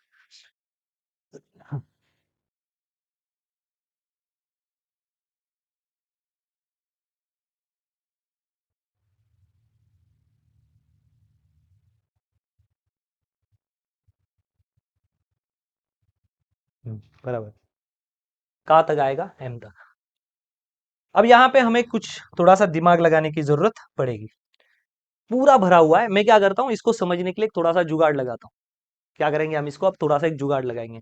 मैं क्या करता हूँ, यहाँ से एक छोटी सी स्ट्रिप निकालता हूँ, छोटी सी स्ट्रिप, ये वाली, क्योंकि एक्चुअली डिस्क है क्या, डिस्क तो समझो तो सही, डिस्क कैसे बनी होगी, डिस्क बनी कैसे होगी, मानो एक सरफेस है, एक छोटी सी स्ट्रिप, छोटी सी स्ट्रिप, छोटी सी स्ट्रिप, आप समझो इसको, डिस्क बनने का तरीका क्या होता है, छोटी सी स्ट्रिप और छोटी सी स्ट्रिप, ऐसी स्ट्रिप पे स्ट्रिप जब लगी होगी तब जाके तो डिस्क बनती ना, ऐसी बहुत सारी स्ट्रिप लगा लगा के ही तो क्या बनी होगी, डिस्क, आप समझ रहे हो। इसका मतलब अगर मैं इन छोटी छोटी मास की, इन छोटी छोटी मास की अगर स्ट्रिप बना लूं, छोटी छोटी मास की अगर मैं स्ट्रिप बना लूं, ये छोटी छोटी मास की अगर एक स्ट्रिप निकाल लूं जिसका मास है, जिसका मास है डीएम, जिसका मास क्या है, डीएम, तो ऐसे बहुत सारे छोटी छोटी स्ट्रिप जोड़ के क्या बनती है, पूरी डिस्क। वैसे एक छोटी स्ट्रिप में बाहर निकाल लेता हूं, छोटी स्ट्रिप को क्या करता हूं मैं, बाहर निकाल लेता हूं, ये है वो छोटी सी स्ट्रिप, समझने की कोशिश करो। आपको नहीं लगता कि जब हम इसमें से एक छोटी सी स्ट्रिप निकालने की कोशिश करेंगे, जब यहां से एक छोटी सी स्ट्रिप निकालने की कोशिश करेंगे तो ये बिल्कुल ही सिमिलर आ जाएगी किसके, सेमी सर्कुलर रिंग या सेमी सर्कुलर वायर के। अगर मैं यहां से छोटी स्ट्रिप उठाऊंगा तो it is quite equivalent to what, semi circular ring. अब आप मुझे बताओ सेमी सर्कुलर रिंग में सेंटर ऑफ मास कहां आता है, 2r/पाई पे। कितने वाई डिस्टेंस पे आता है सर, एक्स का तो कोई लेना देना नहीं, एक्स तो यही आएगा, x centre of mass is equal to 0 and y centre of mass is equal to 2r/। अभी तो डेरिवेशन किया हम, तो सर ढूंढना ही नहीं, नहीं ढूंढना है, ढूंढना कहाँ है, ऑलरेडी हमें ये वैल्यू मिल चुकी है। किसकी वैल्यू, किसकी वैल्यू मिली हमें, वाई की, वही तो चाहिए हमें। तो क्या मैं लिख दूं यहाँ पे YCOM। सर मतलब ऐसी छोटी छोटी स्ट्रिप का तो हमें सबका सेंटर ऑफ मास पता है, यस। तो हमने डाल दिया YCOM is equal to integration 0 से लेके पाई तक, y की वैल्यू क्या है, 2r/, I am really sorry, 2r/, pi dm upon m। अब कहाँ दिक्कत है, केवल dm निकालने में दिक्कत है। कहाँ दिक्कत है, dm निकालने में। आई बात समझ में, इसको मिटा दूंगा, आप इसको कॉपी कर लेना। अब आप बात सोचो, क्या ये सिस्टम 1D है या 2D है, 2D, क्योंकि यहाँ x में भी मास, पहले तो केवल स्ट्रिप थी ना। आपको ये 2 डायमेंशनल कुछ दिखता है क्या, नहीं, बस भाई सीधा है, सीधा कर दो तो एक तार ही दिखेगी, 1D है। अब ये सिस्टम क्या है, पूरी 2D, यहाँ भी मास भरा है, अंदर भी मास भरा है, तो सिस्टम किस टाइप की है, 2 डायमेंशन। जब कोई चीज सिंगल हो, 1D हो, तो अगर हम उसके लीनियर डेंसिटी के बारे में बात करें तो वो आता है linear mass density, lambda is equal to mass upon length. अगर हम किसी के एरिया के बारे में बात करते हैं, मानो ये पूरा डिस्क भरा हुआ है, मतलब यहाँ एरिया हो गया ना, लेंथ और हाइट भी होगी, तो उसके लिए सिंबल यूज करना पड़ता है सिग्मा। ठीक है, जगह नहीं है, आप मैं बाद में मिटा दूंगा, आप लिख लेना। इसको बोलते हैं linear, what is name, linear mass density. इसको बोलते हैं एरिया मास डेंसिटी। कुछ नहीं करना है, मास अपॉन एरिया। सर वॉल्यूम के लिए आया तो वांदो नहीं, ऐसा कर देने का, ऐसा क्या बोलेंगे इसको, rho mass upon volume, length into length into length. ये हमें पता है ऑलरेडी, ये सब कुछ पढ़ चुके हैं। सो ये 1D है तो मास अपॉन लेंथ, वही तो यूज कर रहे थे 3 डेरिवेशन से। एक बार टेक्निक समझ लो, अगर आपको 2D सिस्टम मिली जिसमें एक्स एक्सिस पे भी और वाई एक्सिस पे भी पूरा मास भरा हुआ है, तो क्या यूज करोगे, sigma is equal to mass upon area. Sigma is equal to mass upon area. कितना मास है, कितने एरिया में भरा है, this is called as sigma. Are you understanding, वो हम करने जा रहे हैं। आई बात समझ में। तो यहां मैं यूज करूंगा वो टेक्निक जहां पे मैं लिखूंगा area mass density is equal to sigma is equal to mass upon. अब ये सवाल है कि सर इस डिस्क का एरिया कितना है, डिस्क का एरिया कितना है, कितना एरिया आएगा डिस्क का, पायर स्क्वायर बाय 2, बराबर है। ये बात तो क्लियर है ना। अगर ये भरा हुआ होता, ये भरा हुआ होता, अभी ये तो कितना लेना है, आधा, तो किसी भी सर्कल का डिस्क का भरा हुआ, अभी डिस्क भी है तो एरिया कैसे आएगा, एरिया कैसे निकालोगे आप डिस्क का, बताओ एरिया, सर पायर स्क्वायर, ऐसे ही निकालते हैं। लेकिन ये पूरी डिस्क ली, क्या हमने आधी ली है, आधी, तो आधी डिस्क का क्या बोलोगे आप, πr² / 2। एम आई राइट और रॉन्ग, सर ये तो सर्कल, अरे भाई सर्कल हो या डिस्क हो, जब एरिया निकाला जाता है, एरिया, तो कैसे निकालेंगे हम, πr²। तो आधी डिस्क अगर काट दी जाए तो ये भी आधा हो जाएगा ना। तो कितना एरिया है डिस्क का, बताओ, m अपॉन कितना एरिया है, πr² / 2। क्या ना rewrite like sigma is equal to 2 पर चला गया, 2m/πr², लिख सकता हूं। ये सब लिखो आप, एक क्या करो, यहां भी ये भी कॉपी करो, ये सब कुछ कॉपी करो, अब यहां जगह खाली करनी। इस डायग्राम को कहीं साइड में बाद में शिफ्ट कर लेते हैं, ठीक है, इसको कॉपी करो। अब इसकी मुझे नहीं लगता कोई जरूरत है, ये वाला पार्ट हम मिटा देते हैं, इसको रखते हैं केवल, इसकी हमें शायद जरूरत पड़ेगी। ठीक है, चलो इसको कर देते हैं मिनिमाइज, और इसको फ्यूचर में अगर जरूरत पड़े तो कहीं यूज कर लेंगे। आगे बढ़ते हैं, नेक्स्ट। अब खेल क्या है यहाँ पे, पूरा खेल समझो। ये जो भी हमने सिग्मा निकाला ना, ये पूरी जो डिस्क थी, आधी डिस्क, उसका हमने निकाल लिया डेंसिटी। लेकिन इस डेंसिटी में से हमने एक छोटा सा पीस निकाला है, ये है वो पीस, ये छोटा सा पीस है। अब अगर मैं इस पीस को सीधा कर दूं, थोड़ा समझाने के लिए मोटा बता रहा हूँ। तो बताओ इसकी ये जो छोटी सी थिकनेस आई है ना, इसको नाम क्या दिया है हमने, छोटी सी थिकनेस। इसको क्या नाम दे के रखा है पता है, डी आर। डी आर नहीं, डी आर, डॉक्टर भी मत समझना, बहुत पढ़ाई करना पड़ेगा। अगर ये हाफ रिंग है, हाफ रिंग है, पूरी रिंग होती तो कितना आता उसकी लेंथ, पूरी रिंग की लेंथ कितनी आती है 2 पाई आर। तो आधी रिंग की लेंथ कितनी आएगी, केवल पाई आर, 2 पाई आर, और आधी आई तो केवल पाई आर। तो बताओ इसको मैं सीधा कर दूं तो ये वाली लंबाई कितनी आएगी, पाई आर। फ्यूचर में पता चलेगा why I am doing this, बराबर है। चलो अब ये हो गया सिग्मा। तो इस पूरी डिस्क में से मैंने केवल ये छोटू सा पार्ट निकाला है। क्या निकाला है, ये छोटू सा पार्ट। क्योंकि अगर मुझे इसका मैथ समझ जाएगा छोटू से पार्ट का, तो मैं ऐसे और छोटे छोटे छोटे छोटे पार्ट करके पूरी डिस्क बना लूंगा।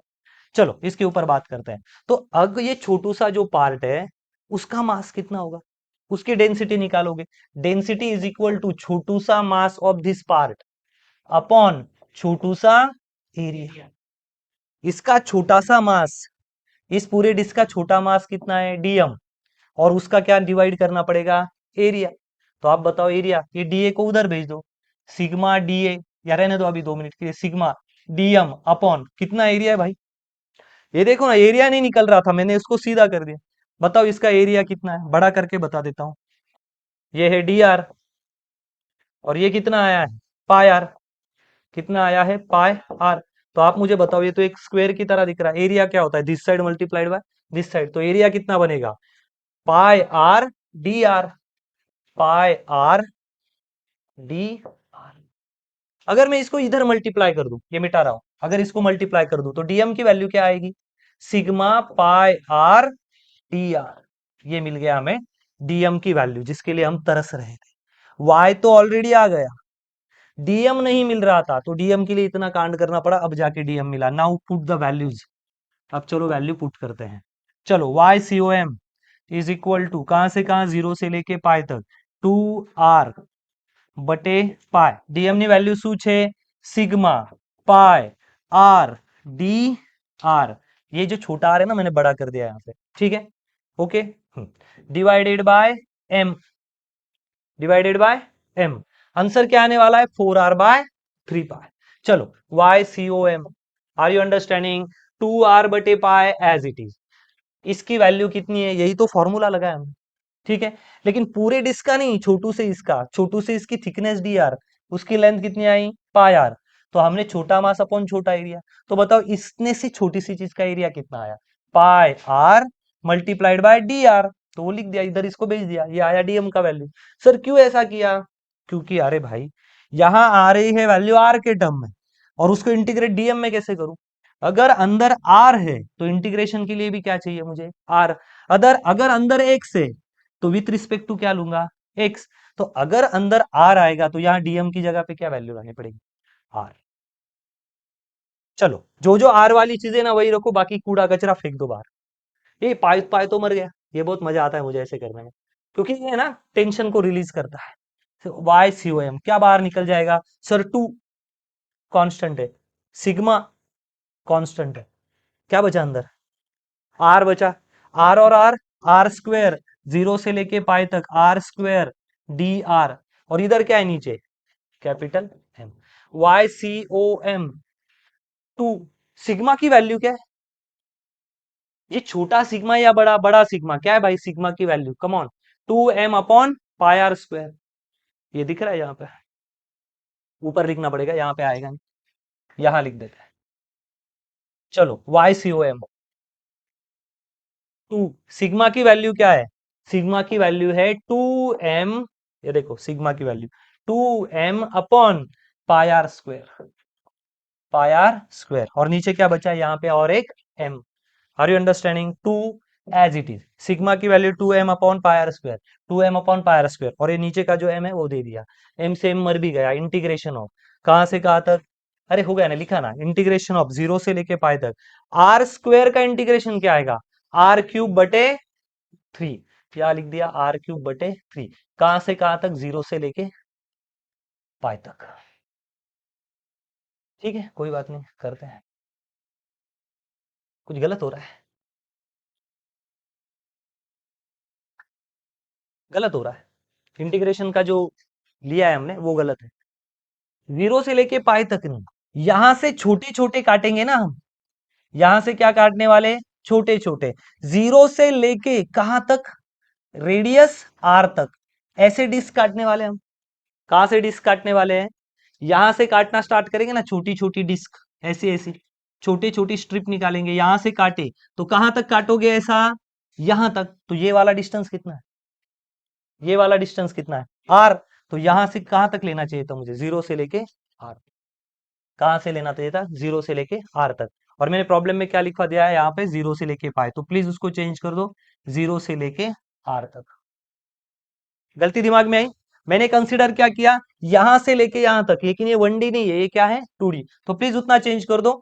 यहां से डिस्क जब मैं काटूंगा, डिस्क जब काटी जाएगी यहां से यहां से यहां से, कहां से डिस्क बनाना स्टार्ट किया मैंने? यहां से। ऐसे काटूंगा यहां से तो कहां तक काटना है मुझे ऐसा? आर तक, रेडियस तक। तो यहाँ पे इंटीग्रेशन जो है ना, 0 पाई नहीं, ये 0 से लेके कहां तक होगा? आर तक। प्लीज उतना चेंज कर दो, 0 से लेके आर तक। कम ऑन, 0 से लेके आर तक, बार बार लिखेंगे। 0 से लेके आर तक, उतना चेंज करो। समझ रहा है? वेन दिस D6 फॉर्म, तो यहां से स्टार्ट किया था ना, यहां से लिया, यहां से यहां से यहां से, ऐसा करते करते यहां तक मैंने डिस्क को जोड़ा। तो यहां से ये वाला डिस्टेंस कितना है? रेडियस। तो आप कहां से कहां तक स्लॉट जोड़ोगे? रेडियस तक। Please make it change. चलो, ये चला गया। हाँ, YCOM कितना बन गया? 2 × 2 4। हाँ, नीचे क्या बचा? Pi r square. इसमें एक बार आर पुट करो, कितना बनेगा? R r cube by 3। और एक बार 0 पुट करो, क्या हो जाएगा? 0। आर में डगा आर डाला, आर क्यूब बटे 3 माइनस 0 स्क्वायर बटे 0 क्यूब बटे 3, वो लिखने की जरूरत नहीं। यहां से स्क्वायर मिट गया और यहां से 2 आर चले गए, तो क्या बना फॉर्मूली? 4 आर बटे 3 पाई। यही तो आंसर आएगा अपना। ठीक है, चलो छापो। उतनी प्लीज वो मिस्टेक करेक्ट कर लो। 0 से लेके पाई तक नहीं है, 0 से लेके पाई तक नहीं जाना है हमें। हमें यहीं से डिस्क काटते काटते काटते ऊपर जाना है। तो ये डिस्टेंस क्या है? 0 से लेके आर तक। हाँ प्लीज, ये हो गया आपका YCO। छापो इसको। तो अभी तक हमने बेसिक बेसिक चीजें देखी इसकी। जैसे कि हमने अभी सेमी सर्कुलर रिंग का डेरिवेशन देख लिया। सेमी सर्कुलर रिंग का डेरिवेशन, अगर आप सेमी सर्कुलर यही इसी को देखोगे तो आपको एक एक्सिस में इसका सेंटर ऑफ मास ढूंढने की जरूरत नहीं पड़ी। कहाँ मिल गया? सेंटर में। बराबर है, यहाँ सेंटर में तो वो मिल गया। तो ये सेंटर पे यही कहीं लाई करेगा, क्योंकि सिमेट्री दिख रही, आधा इधर आधा इधर, डेरिवेशन में हमने देखा। वो डेरिवेशन के यूज भी फ्यूचर में पता चलेंगे। लेकिन वाई एक्सिस पे कितना होगा वो देखना पड़ा, और वाई एक्सिस पे वो यहाँ मिला, उसका डेरिवेशन हमने सॉल्व किया है और उसकी वैल्यू आई, यहाँ मिल जाएगा हमें YC is equal to 2R बटे पाई पे। और एक्स पे कहाँ मिलेगा? सेंटर में। ये हमें पता था, ये हमने देख लिया। उसी तरह बहुत सारी चीजों के हमें लर्न करने चाहिए। आप डेरिवेशन से भी कर सकते हो, इन वैल्यू को हमें लर्न करना है, याद रखना है, ताकि एग्जाम में हम इनको सॉल्व कर पाए। ठीक है, कुछ डेरिवेशन हमने किए, कुछ हम करेंगे फ्यूचर में, ट्राई करेंगे। अगर आपके पास एक रेक्टेंगुलर प्लेट हो, रेक्टेंगुलर प्लेट हो, मानो कि ये ए साइड है और ये बी साइड है, तो उसका सेंटर ऑफ मास एक्स और वाई एक्सिस में कैसे निकालोगे आप? एक्स और वाई एक्सिस में कैसे निकाला जाता है? यहाँ आएगा उसका सेंटर। तो अगर मैं एक्स में भी सेंटर ऑफ मास निकालता हूँ एक्स में, तो वो हो जाएगा, ये एक्स एक्सिस है तो यहाँ मैंने लिख दिया ए, या फिर हम बी नाम लेते हैं, इसका ए नाम लेते हैं। So it's B/2 and y c कितना आएगा? A/2। मतलब यहाँ से भी आधा और यहाँ से भी आधा, इन दोनों को जोड़ दो तो यहाँ पे मिल जाएगा आपका सेंटर ऑफ मास, जो कि याद रखने में भी बहुत इजी है। उसके बाद बात करते हैं हम लोग ट्रायंगुलर प्लेट्स के बारे में। ट्रायंगुलर प्लेट, आप ट्रायंगुलर प्लेट बोलो या ट्रायंगुलर शेप बोलो, कोई फर्क नहीं पड़ेगा। ये ट्रायंगल है। और कौन सा ट्रायंगल है? जिसकी जो साइड्स है वो सारी क्या है? सेम। अगर सेम नहीं भी रही तो कोई फर्क पड़ेगा नहीं। ठीक है, तो ट्रायंगल है, और ट्रायंगल का अगर आपको सेंटर ऑफ मास निकालना है तो केवल एक्स एक्सिस के बारे में सोचो तो सही। एक्स एक्सिस पे कहाँ आ सकता है सेंटर ऑफ मास? जहां पे बिल्कुल सिमेट्री हो। तो देखो, इधर भी आधा सेम और इधर भी आधा सेम। तो ऐसे कंडीशन में हम बोलेंगे एक्स एक्सिस पे तो यही आ जाएगा। तो एक्स का सेंटर ऑफ मास कहाँ पे बैठेगा? एक्स इज इक्वल टू 0, यहाँ पे आ जाएगा। अब वाई में कितना ऊपर जाना है? मानो ये इसकी हाइट है h, ये इसकी हाइट कितनी है? h। तो वाई एक्सिस में सेंटर ऑफ मास कहा जाता है जितनी भी ट्रायंगल की हाइट हो उससे कितना नीचे? 3/2। तो यहाँ जो बेस है वहां से आप जब h/3 इतना डिस्टेंस ऊपर जाओगे तो वहीं पे क्या मिल जाएगा आपको, सेंटर ऑफ, याद रखने में काफी इजी है। यहाँ मिलेगा सेंटर ऑफ मास, जहां पे बेस है वहां से कितना ऊपर, 3/2। मान लो ये ट्रायंगल है, उसकी हाइट है 9 सेंटीमीटर, कितनी है, 9 सेंटीमीटर, ठीक है। और एक्स में जो उसकी लेंथ है, जिसकी बेस कहेंगे, वो है 3। तो बताओ एक्स में सेंटर ऑफ मास कहाँ मिलेगा, 1.5 पे, इधर 1.5 और इधर 1.5। ये तो क्लियर है, देख के ही पता चल गया, नो कैलकुलेशन नीड है, right. What is the height, 9 centimetre, तो 9 centimetre divided by 3, this is the formula. तो कितने पे मिलेगा, 3 सेंटीमीटर पे। तो बेस से क्या करना है, 3 सेंटीमीटर ऊपर जाना है, यहाँ पे आपको मिल जाएगा सेंटर ऑफ। ये भी याद रख सकते हो आप। सेमी सर्कुलर रिंग, उसका तो पूरा डेरिवेशन किया था, हमें याद है, आराम से लिख सकते हैं। अगर if you have semi circular ring ऐसे, तो इसका सेंटर ऑफ मास एक्स के लिए कहाँ आएगा, बिल्कुल सेंटर में, सो एक्स इज इक्वल टू 0 पे। और वाई में कहाँ आएगा, वाई में आएगा 2r/पाई पे, यहाँ मिल जाएगा सेंटर ऑफ मास। अगर आपको सवाल आ जाए, a semicircular ring has a radius 6.28, semi circular ring ring has radius 6.28 metre.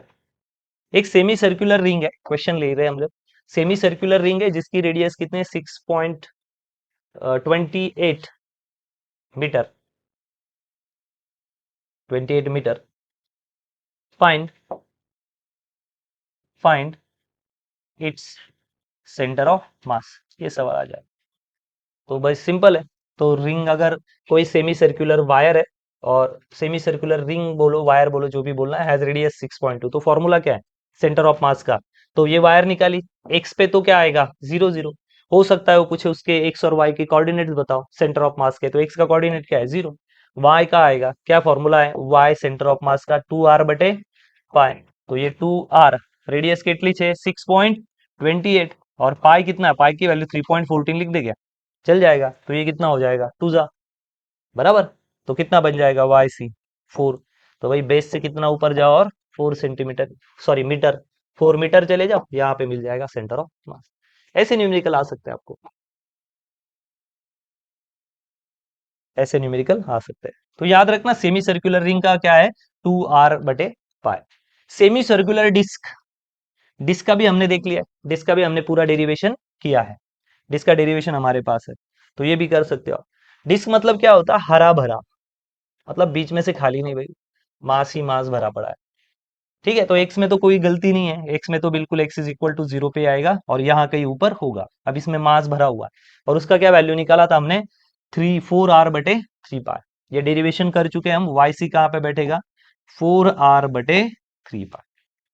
एक तो आप उसका टेक्निक सीखो, मैं तो रिक्वेस्ट करूंगा कि आपको रट्टा मारने की जरूरत नहीं, डेरिवेशन का अगर टेक्निक, ट्रिक आप सीख चुके हो, तो आपको, मुझे नहीं लगता रट्टा मारना पड़ेगा, टाइम लगता है, कैलकुलेशंस करना पड़ता है, याद रखना पड़ता है, लैम्बडा इज इक्वल टू छोटा मास अपॉन छोटी डिस्प्लेसमेंट या लेंथ।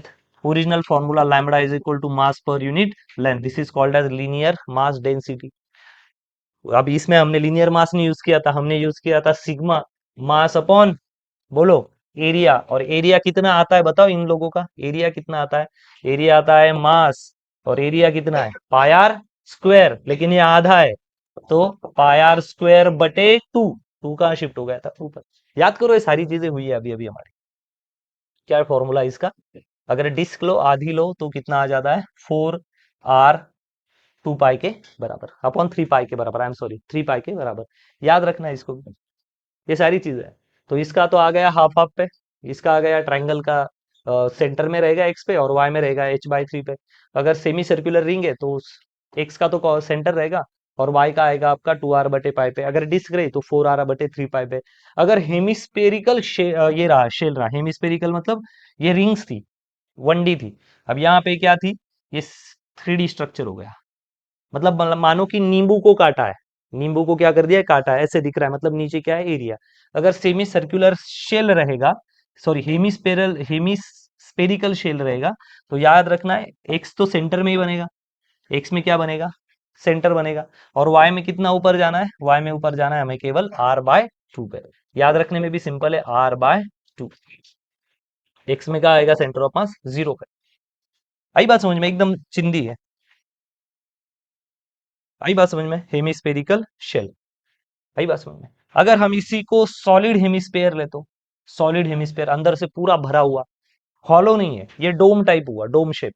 अगर अंदर से पूरा भरा हुआ लोगे लोगे इसको, जो पूरा मास से भरा हुआ है सॉलिड, तो फॉर्मूला इसका 3r/8। एक्स में तो सेंटर रहेगा और वाई में कितना आएगा, 3r/8। याद रखना है, याद रखना है इन सारी चीजों को। तो ये फॉर्मूले याद रखोगे तो मेरे ख्याल से नेचुरली आपकी बहुत सारी चीजें सॉल्व होगी। ये इसका सेंटर ऑफ मास। ठीक,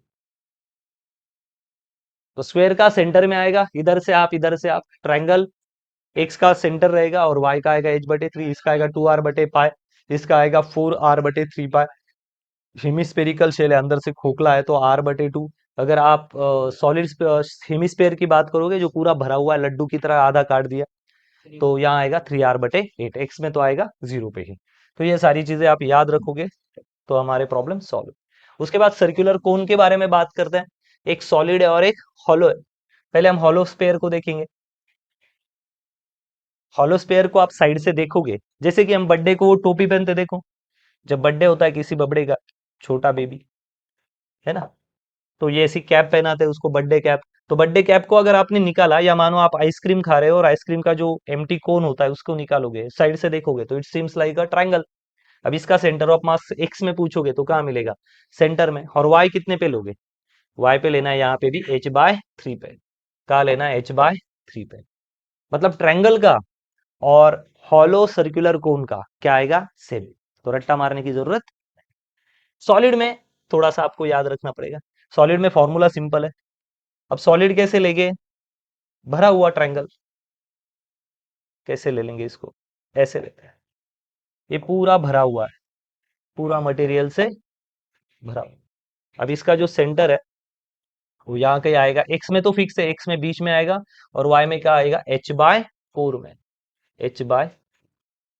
तो इसको याद करना है, एग्जाम में 100% काम में आएगा। ठीक है, चलो कॉपी करो फटाफट। ठीक है, डन। अब ये जब आपका पूरा कंप्लीट हो जाएगा तो आपको जाना चाहिए न्यूमेरिकल तक, कुछ बेसिक न्यूमेरिकल जो हम करेंगे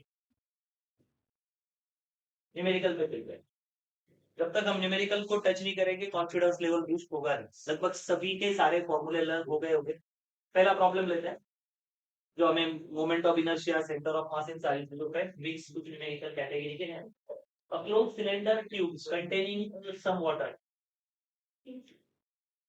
A closed cylindrical tube containing some water, एक ट्यूब है जो क्लोज करने का ऑप्शन है बॉटल की तरह, और इसमें कुछ पानी है।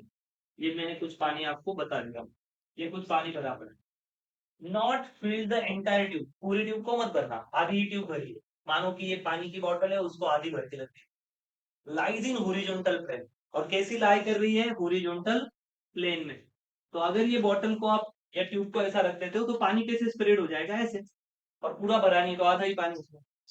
If the tube is rotate about perpendicular bisector, इस ट्यूब का परपेंडिकुलर बाइसेक्टर क्या है, परपेंडिकुलर मतलब ये ट्यूब ऐसी, और बाइसेक्टर मतलब जो उसको बराबर दो हिस्सों में काट दे, कॉल्ड एज बाइसेक्टर। बाय मतलब दो हिस्सों में काट दे, ऐसे उसको हमने एक रोटेट किया। The moment of inertia of water about axis, अगर मैं यहां से इस एक्सिस से उसको घुमाऊं, ये गोल घूम रहा है, गोल घूम रहा है, गोल घूम रहा है, तो गोल घूमने की कुछ समय बाद आप ये देखोगे कि पानी ने अपना लोकेशन बदल दिया है।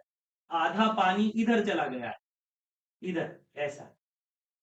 ये पानी अब ऐसा नहीं रहेगा, पानी क्या हो जाएगा, इधर चला जाएगा, और कुछ पानी कहाँ चला जाएगा, इधर चले जाएगा। क्या आप इससे एग्री पहले। हाँ, जब आप बॉटल में ऐसा पानी है और बॉटल को आप घुमा रहे हो तो पानी ऐसे अब नीचे नहीं रहेगा, पानी यहाँ से इधर और कुछ पानी यहाँ से इधर चला जाएगा। अब आप बताओ, एक्सिस से मास पास आ रहा है या मास दूर चला जा रहा है। तो जब मास अवे होता है एक्सिस से, तो बताओ मोमेंट ऑफ इनर्शिया क्या होगा, बढ़ेगा या घटेगा, ऑफ इनर्शिया इंक्रीजेस। क्योंकि अब मास इक्वली डिस्ट्रीब्यूट नहीं है, मास क्या हो चुका है, एक्सिस ऑफ रोटेशन से दूर जा चुका है। तो मास जितना दूर जाएगा उतना मोमेंट ऑफ इनर्शिया बढ़ेगा। और किस केस की बात हो रही है, ds ds। Difficult to start, difficult to stop, ये वाली केस था। जितना मास सेंटर से दूर हुई उतना मोमेंट ऑफ इनर्शिया ज्यादा, जितना मास सेंटर से दूर उतना मोमेंट ऑफ इनर्शिया ज्यादा। और एक बात कर लेते हैं, उल्टा नहीं फिर भी बता दे, ये एक भरा हुआ स्फीयर, सॉलिड स्फीयर, अगर मैं एक्सिस से इसका मोमेंट ऑफ इनर्शिया पूछता हूं तो ये आपका जवाब होगा 2/5 mr स्क्वायर। What is 2/5? 0.4। 2/5 कितना होता है? 0.4 mr, क्योंकि जहां से एक्सिस है ना, मास देखो बिल्कुल उसके बाजू में, क्योंकि मास भरा हुआ है ना अंदर से, मास का है उसके बाजू। अगर हम बात करें कोक्ले स्फीयर की, इसके अंदर मास नहीं, मास का है एक्सिस से काफी दूर, इसका क्या मोमेंट ऑफ इनर्शिया होगा? 2/3 mr स्क्वायर। What is 2/3? कितना हो जाएगा ये? ठीक है, ये अगर 0.6 से थोड़ा सा ऊपर मान लेते हैं 0.6 mr, तो देखो जिसमें मास बिल्कुल आजू बाजू में पास पास भरा हुआ है उसका मोमेंट ऑफ इनर्शिया की वैल्यू क्या है? 0.4। और जिसमें मास दूर है उसका मोमेंट ऑफ इनर्शिया क्या है? 0.6। तो जितना मास दूर उतनी मोमेंट ऑफ इनर्शिया ज्यादा। तो पानी पहले बीच में ही था, देखो एक्सिस से बिल्कुल पास पास पानी चिपक के, और जब हम उसको गोल घुमाएंगे तो ये लिक्विड का हो जाएगा, बायफरगेट हो जाएगा, दोनों साइड में से आ जाएगा इधर, तो मोमेंट ऑफ इनर्शिया क्या होगा उसका? ज्यादा। तो हमें लिखना चाहिए इंक्रीजेस पे, ए ऑप्शन को हमें करना चाहिए। याद रखना जब भी मास एक्सिस से दूर जाएगा तो मोमेंट ऑफ इनर्शिया क्या होगा? ज्यादा। What is moment of inertia? Moment of inertia sum of each and particle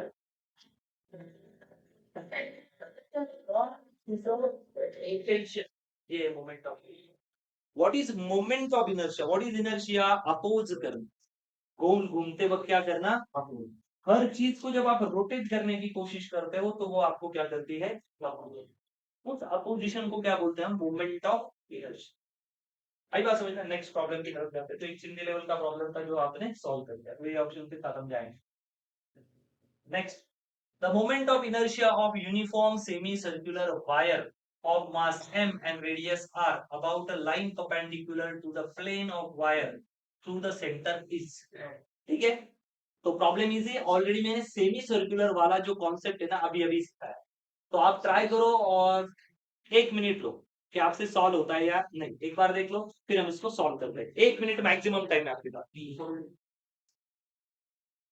next सवाल, the moment of inertia of uniform semi circular wire, इस बार हमें मोमेंट ऑफ इनर्शिया निकालना है और वायर है सेमी सर्कुलर, ये हो गई semi circular wire of mass m, इस पूरी वायर का मास एम है और इसकी जो रेडियस है वो है छोटा आर, ये होगी छोटा r radius, about a line perpendicular to the plane of wire through the centre.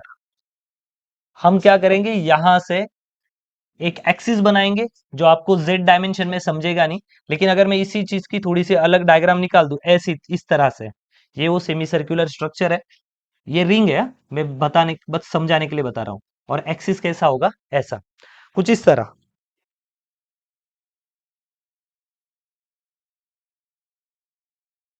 इस तरह मानो ये वो स्ट्रक्चर है और ये देख रहे हो आप, और इसको इस एक्सिस में लगाएं, कुछ इस तरह इसका स्ट्रक्चर बनेगा ऐसे, ठीक है, ऐसे। आई बात समझ में?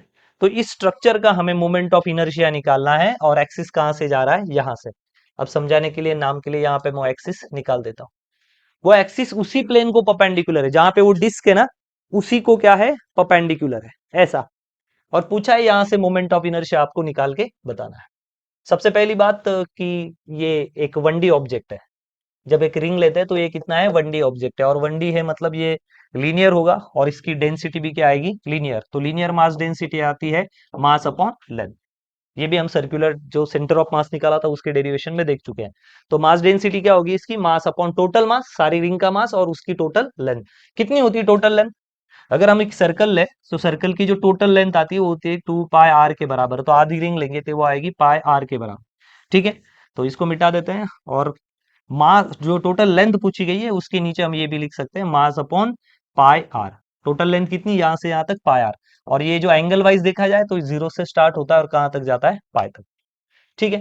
अब हमें जो कैलकुलेशन करना है उसके लिए हमें क्या करना पड़ेगा? एक छोटा सा हिस्सा हम काट लेंगे, एक छोटा सा हिस्सा काट लेंगे। अगर हमें इस छोटे से एंगल के लिए इसका अगर मोमेंट ऑफ इनर्शिया पता चल जाएगा तो इसका भी पता चलेगा, इसका भी लेंगे, बाद में इसे छोटे छोटे करते करते जीरो से स्टार्ट करेंगे और कहां तक खत्म करेंगे, पाई तक। अगर मैं सिंपल मोमेंट ऑफ इनर्शिया का फॉर्मूला पूछूं तो मोमेंट ऑफ इनर्शिया का फॉर्मूला होता है मास अपॉन डिस्टेंस का स्क्वायर, यही तो फॉर्मूला है। आई बात समझ में? तो मैं लैम्बडा ले लेता हूं और इस छोटे से जो जो हमने एक एरिया कंसीडर किया है उसका जो मास है ना वो मान लेता हूं मैं डीएम। ऐसे सारे छोटे छोटे छोटे डीएम को मिला के जीरो से लेके पाई तक हम सबकी क्या कर लेंगे बाद में, इंटीग्रेशन। सो लैम्बडा छोटे से मास के लिए लिया है ना, छोटा सा मास अपॉन छोटी सी लेंथ, यही हमारा फॉर्मूला, छोटा सा मास अपॉन छोटी सी लेंथ। तो ये जो छोटी सी लेंथ है उसको हम ले लेते हैं डीएल, इस छोटी सी लेंथ को क्या ले लेते हैं हम, डीएल। ठीक है, अब इसको यहां से मल्टीप्लाई करवाते हैं, लेकिन ये डीएल लेंथ है कितनी ये कैसे पता चलेगा, इसी छोटे से स्ट्रक्चर को यहां बना देते हैं। तो ये वाली जो छोटी लेंथ है ना वो यहां से यहां तक क्या है, डीएल। ये एंगल जो छोटा हमने माना है वो है डी थीटा, और ये वाली जो साइड है वो क्या है, आर। तो कोई भी बता सकता है आर्क जो होती है डीएल, आर्क जो होती है वो किसके बराबर आती है, आपकी radius multiplied by angle. So ये आ गया आर डी थीटा के बराबर। So can be put dl here. So lambda क्या बन जाएगा आपका, lambda is equal to d m बटे आर डी थीटा। आर्क का फॉर्मूला है, आर्क कैसे निकालते हैं, रेडियस मल्टीप्लाइड बाय एंगल। तो डीएल मिल गया, यहाँ डाल दिया। सो हमें यहाँ से छोटे से मास की वैल्यू मिल गई। छोटा सा मास किसके बराबर बना, लैम्बडा आर डी थीटा के बराबर। ठीक है, अब चलो इंटीग्रेशन की बात कर लेते हैं, क्योंकि हमारे पास इस छोटू से मास के लिए, हमारे पास इस छोटू से मास के लिए उसकी वैल्यू हमें मिल गई, बराबर है। तो अगर मैं मोमेंट ऑफ इनर्शिया का फॉर्मूला लगाऊं, moment of inertia is equal to, अब छोटे से मास के लिए तो बाद में हर छोटे छोटे मास के लिए हमें इंटीग्रेट करना पड़ेगा, यहाँ छोटा यहाँ छोटा यहाँ छोटा, तो बाद में क्या करेंगे, हम इंटीग्रेशन ही करेंगे। जितना ही छोटे से मास के लिए आया है मोमेंट ऑफ इनर्शिया वही तो सबके लिए आएगा, क्योंकि हर बार हम उतना ही मास काटेंगे।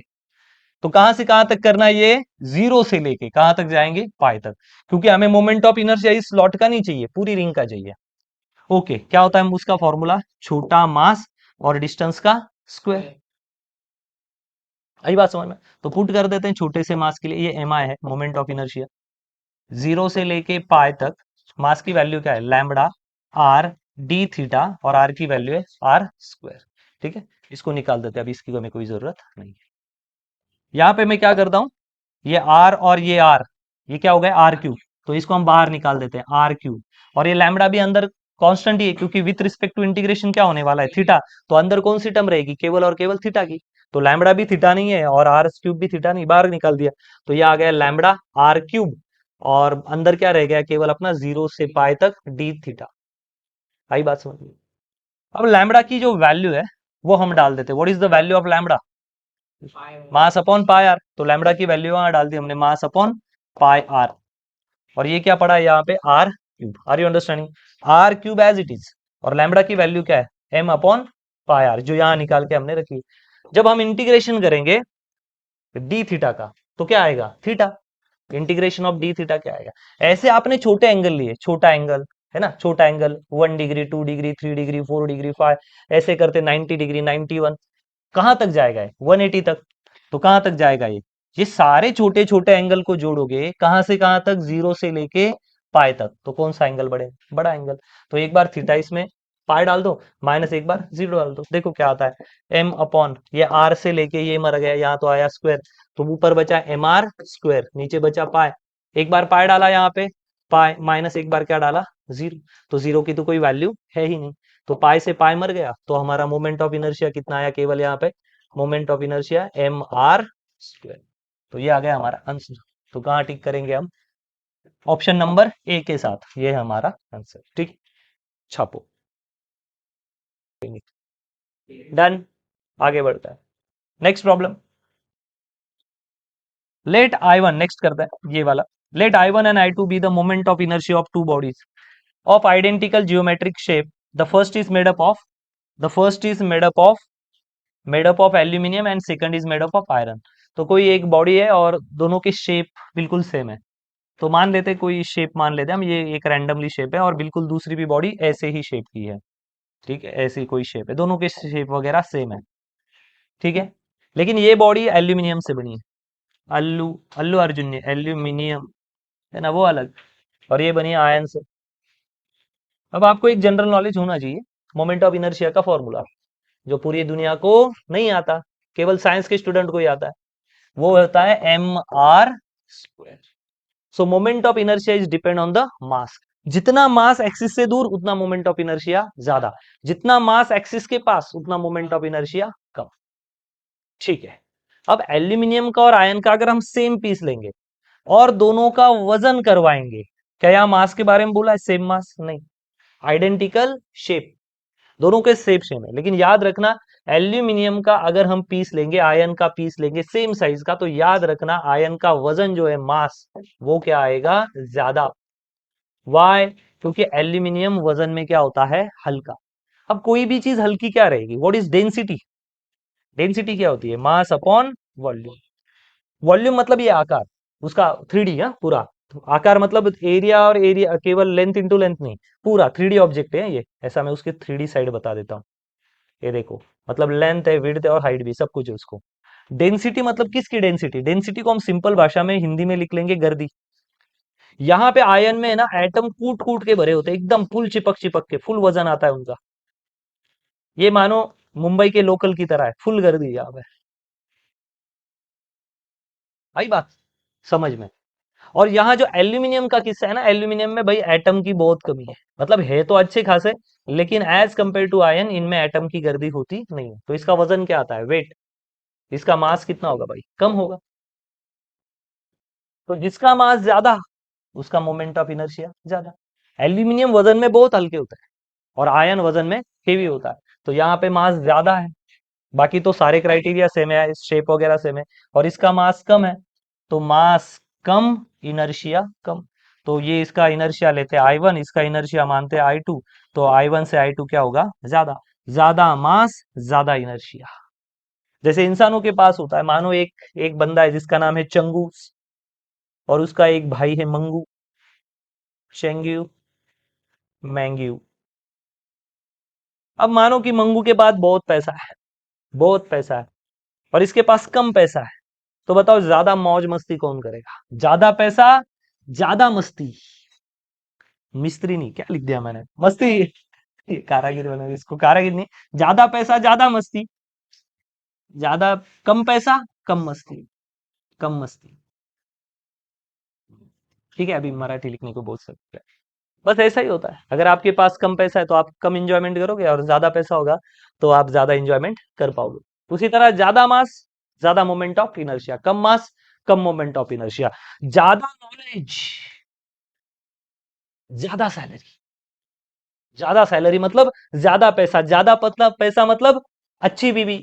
इसका गारंटी नहीं ले सकते, ये इसका गारंटी ले नहीं सकते। बहुत पैसा है लेकिन उनकी बीवी अभी परेशानी दे सकती है, इसका गारंटी। में ज्यादा नॉलेज ज्यादा पैसे तक बात जरूर कर सकता हूं, ज्यादा पैसा अच्छी बीवी मिले वो नहीं है। कुछ कुछ चीजें यहाँ पे भी डिपेंड करती है, डिपेंड ऑन द फेट।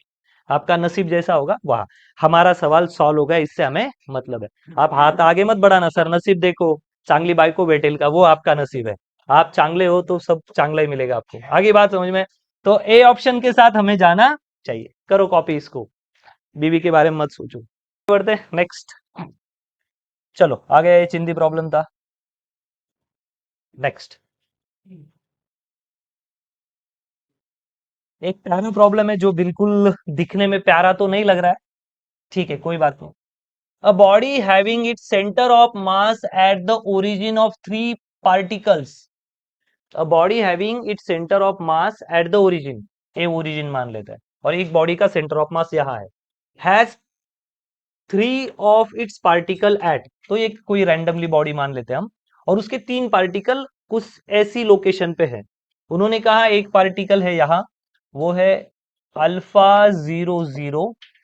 एक पार्टिकल है यहाँ, वो है 0 α0। और एक पार्टिकल यहाँ कहीं मान लेते हैं 00 α। ऐसे पार्टिकल के लोकेशन दिए। A body having it centre of mass at origin, इसको ओरिजिन मान लिया, मतलब ये 0 0 0 लोकेशन है, और उसके तीन पार्टिकल जो है वो यहाँ, यहाँ और यहाँ कहीं है। ठीक है, the moment of inertia of body about x and y axis is. इनको जोड़ देता हूं मैं, ये एक हो गया, ये एक हो गया, और ये एक हो गया। Moment of inertia about x y is, उस बॉडी का मोमेंट ऑफ इनर्शिया जो है वो है 0.020 kg metre square. Okay, m I दे के रखा है। The moment of inertia about z axis, तो बताओ जेड एक्सिस का एम आई क्या होगा? जेड एक्सिस का क्या लगता है? मोमेंट ऑफ इनर्शिया के लिए हमें क्या क्या जानकारी चाहिए? मोमेंट ऑफ इनर्शिया के लिए क्या क्या जानकारी चाहिए? पूरे बॉडी का मास, पूरी बॉडी का मास, और इन्होंने पूरी जो बॉडी उसमें से कितनी चीजों का मास दिया है? 3 पॉइंट का। तो मैं भाई 3 पॉइंट का मोमेंट ऑफ इनर्शिया निकाल के दे सकता हूं आपको। हमें क्या बोला है? A body having centre of mass, body का सेंटर ऑफ मास देने से क्या हम मोमेंट ऑफ इनर्शिया निकाल सकते हैं? ना, सेंटर ऑफ मास देने से हमें बॉडी का सेंटर पता चलेगा। अगर सेंटर भी पता चला तो ये बॉडी तीन थोड़ी पार्टिकल से बनी है। इन्होंने नहीं बोला कि अ 3 पॉइंट सिस्टम उसका सेंटर ऑफ मास निकालो, उन्होंने पूछा है मोमेंट ऑफ इनर्शिया। तो जो जानकारी दी है वो पूरी नहीं दी है। फिर से बताता हूं, moment of inertia is nothing but what? Sum of product of mass of each and every point, each and every particle. क्या होता है? Sum of product of mass of each and every particle and square of perpendicular distance from axis of rotation. ये तो बोल रहा है कि x कहां है। क्या बोल रहा है? एक्स कहां है? यहां है। और कितना मास है उसका? नहीं, मास नहीं बताया। उसने कहा है y.0 अल्फा 0 पे मास कितना है? नहीं बताया। ये भाई क्या बता के रखे हैं? उनके लोकेशन। और हमें फॉर्मूले में क्या चाहिए? मास। फिर मास नहीं दिया ना, दिया ही नहीं। और डायरेक्ट बता दिया है कि उसका एक्स वाई का मोमेंट ऑफ इनर्शिया इतना है, लेकिन मास कहाँ है? मास नहीं दिया। तो ये भी गलत, ये भी गलत, ये भी गलत। Cannot be deduce with this information, इस जानकारी के आधार पे हम कुछ भी कैलकुलेशन नहीं कर सकते।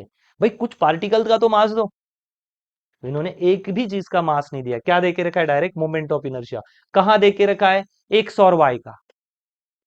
एक्स का भी नहीं, वाई का नहीं, एक्स और वाई का, और जेड का पूछ रहे हैं। तो हम यहाँ पे न परपेंडिकुलर एक्सिस लगा सकते हैं, न पैरेलल एक्सिस लगा सकते हैं, क्योंकि हमारे पास कोई भी पार्टिकल का मास नहीं है। क्योंकि क्या है? केवल और केवल उनके लोकेशन, और लोकेशन से हम मोमेंट ऑफ इनर्शिया नहीं निकाल सकते हैं। वो तो डिस्टेंस दिया, देना क्या चाहिए था? मास। सो ये इंफॉर्मेशन क्या है? प्रॉपर नहीं है। इसलिए हमने किस ऑप्शन को टिक किया? Cannot be deduced with this information. हमारे पास मास की जरूरत थी तो हम नहीं सॉल्व कर सकते उसको। तो डी ऑप्शन करेक्ट है। डी ऑप्शन को छाप लो, डी ऑप्शन करेक्ट है। जिनका हो जाए वो नेक्स्ट वाला क्वेश्चन पढ़ो। बहुत इजी क्वेश्चन है, इसको छाप लो। अब हम सिंपल रखेंगे। हमें ये फॉर्मूला पता है।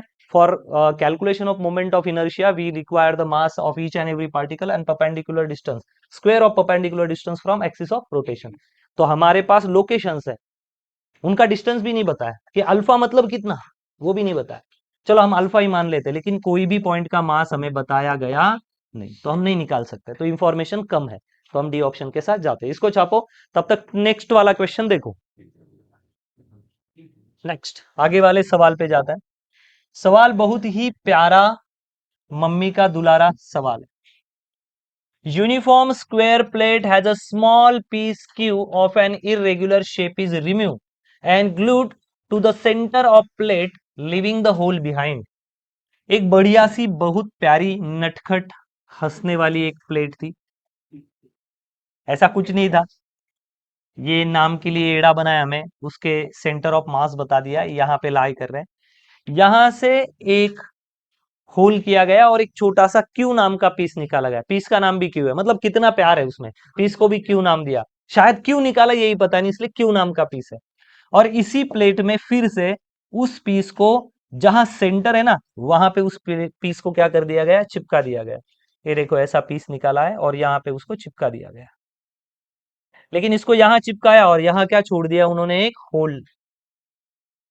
ओके, आई बात समझ में? ऐसा कुछ जुगाड़ उन्होंने किया है। अब क्या पूछ रहे हो? The moment of inertia about the Z axis is, तो ये हो गया उसका जेड एक्सिस, ये हो गया जेड एक्सिस। अब सोचो, बाहर होल क्रिएट किया गया और मास को कहां लाया गया? अंदर। एक ही फंडामेंटल याद रखना, एक सेंटर से कोई भी एक्सिस को जब आप घुमाते हो, जितना मास, अभी इसी का एग्जांपल ले लेता हूं, नई डायग्राम नहीं बनाता हूं। जितना मास सेंटर के पास आएगा, सेंटर में जितना मास भरा होगा, उतना मोमेंट ऑफ इनर्शिया क्या होता है? कम। सेंटर के जितने पास मोमेंट ऑफ इनर्शिया, जितना मास सेंटर में भरा रहेगा, एक्सिस पे भरा रहेगा, मोमेंट ऑफ इनर्शिया क्या आएगा? कम। और जितना मास सेंटर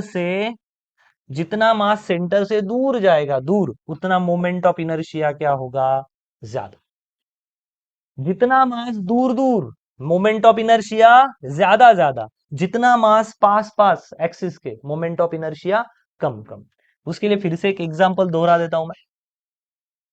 देखो, ये रिंग है, अंदर कुछ भी नहीं है, खाली है। तो एक्सिस से जहां से वो घूम रहा है, मास पास पास है या दूर दूर है, दूर। तो इसका मोमेंट ऑफ इनर्शिया क्या आता है, एम आर स्क्वेयर। मतलब कितना एम आर स्क्वेयर, 1। रिंग में अंदर मास नहीं होता, बाहर मास होता है, दूर। अगर आप डिस्क की बात लो, डिस्क डिस्क में मास क्या होता है, कूट कूट के भरा होता है। कैसे भरा होता है, कूट कूट के। तो अब यहां से एक्सिस है, तो एक्सिस से मास बहुत दूर है या पास ही है, पास है, क्योंकि मास पूरा भरा हुआ है। तो कितना मोमेंट ऑफ इनर्शिया होता है बताओ इसका, हाफ एम आर स्क्वेयर। तो बताओ, मास भरा भरा है तो मोमेंट ऑफ इनर्शिया कम है, 0.5 एम आर स्क्वेयर। और मास दूर दूर है तो मोमेंट ऑफ इनर्शिया ज्यादा है। यही उसका प्रूफ है। अगर बाहर से एक थोड़ा सा पीस निकाल के हम सेंटर के पास लाए, तो मास को क्या कर रहे हैं, और पास ला रहे हैं उसके। तो मोमेंट ऑफ इनर्शिया की वैल्यू क्या होगी, डिक्रीज। तो ऑप्शन कौन सा सही है इसके लिए, तो मोमेंट ऑफ इनर्शिया बढ़ेगा या घटेगा, घटेगा।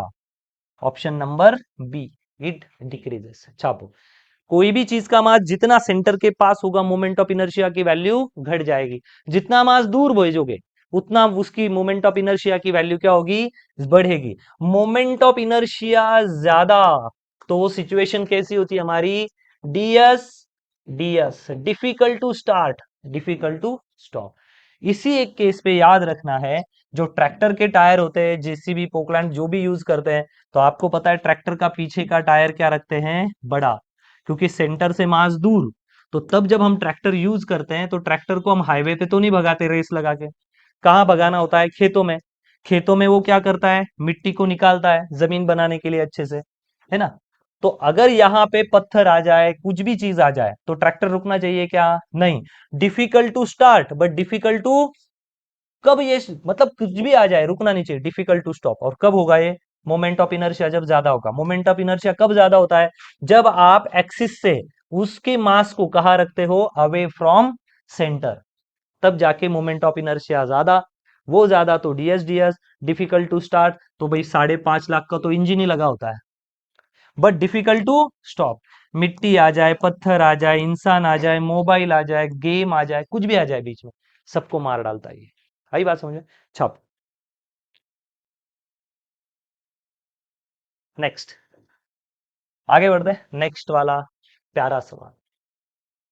Three identical rods each of length l are joint to form an equilateral triangle. तीन रॉड है, तीनों को कुछ इस तरह ज्वाइंट किया गया है कि वो क्या बनाते हैं, इक्विलैटरल ट्रायंगल।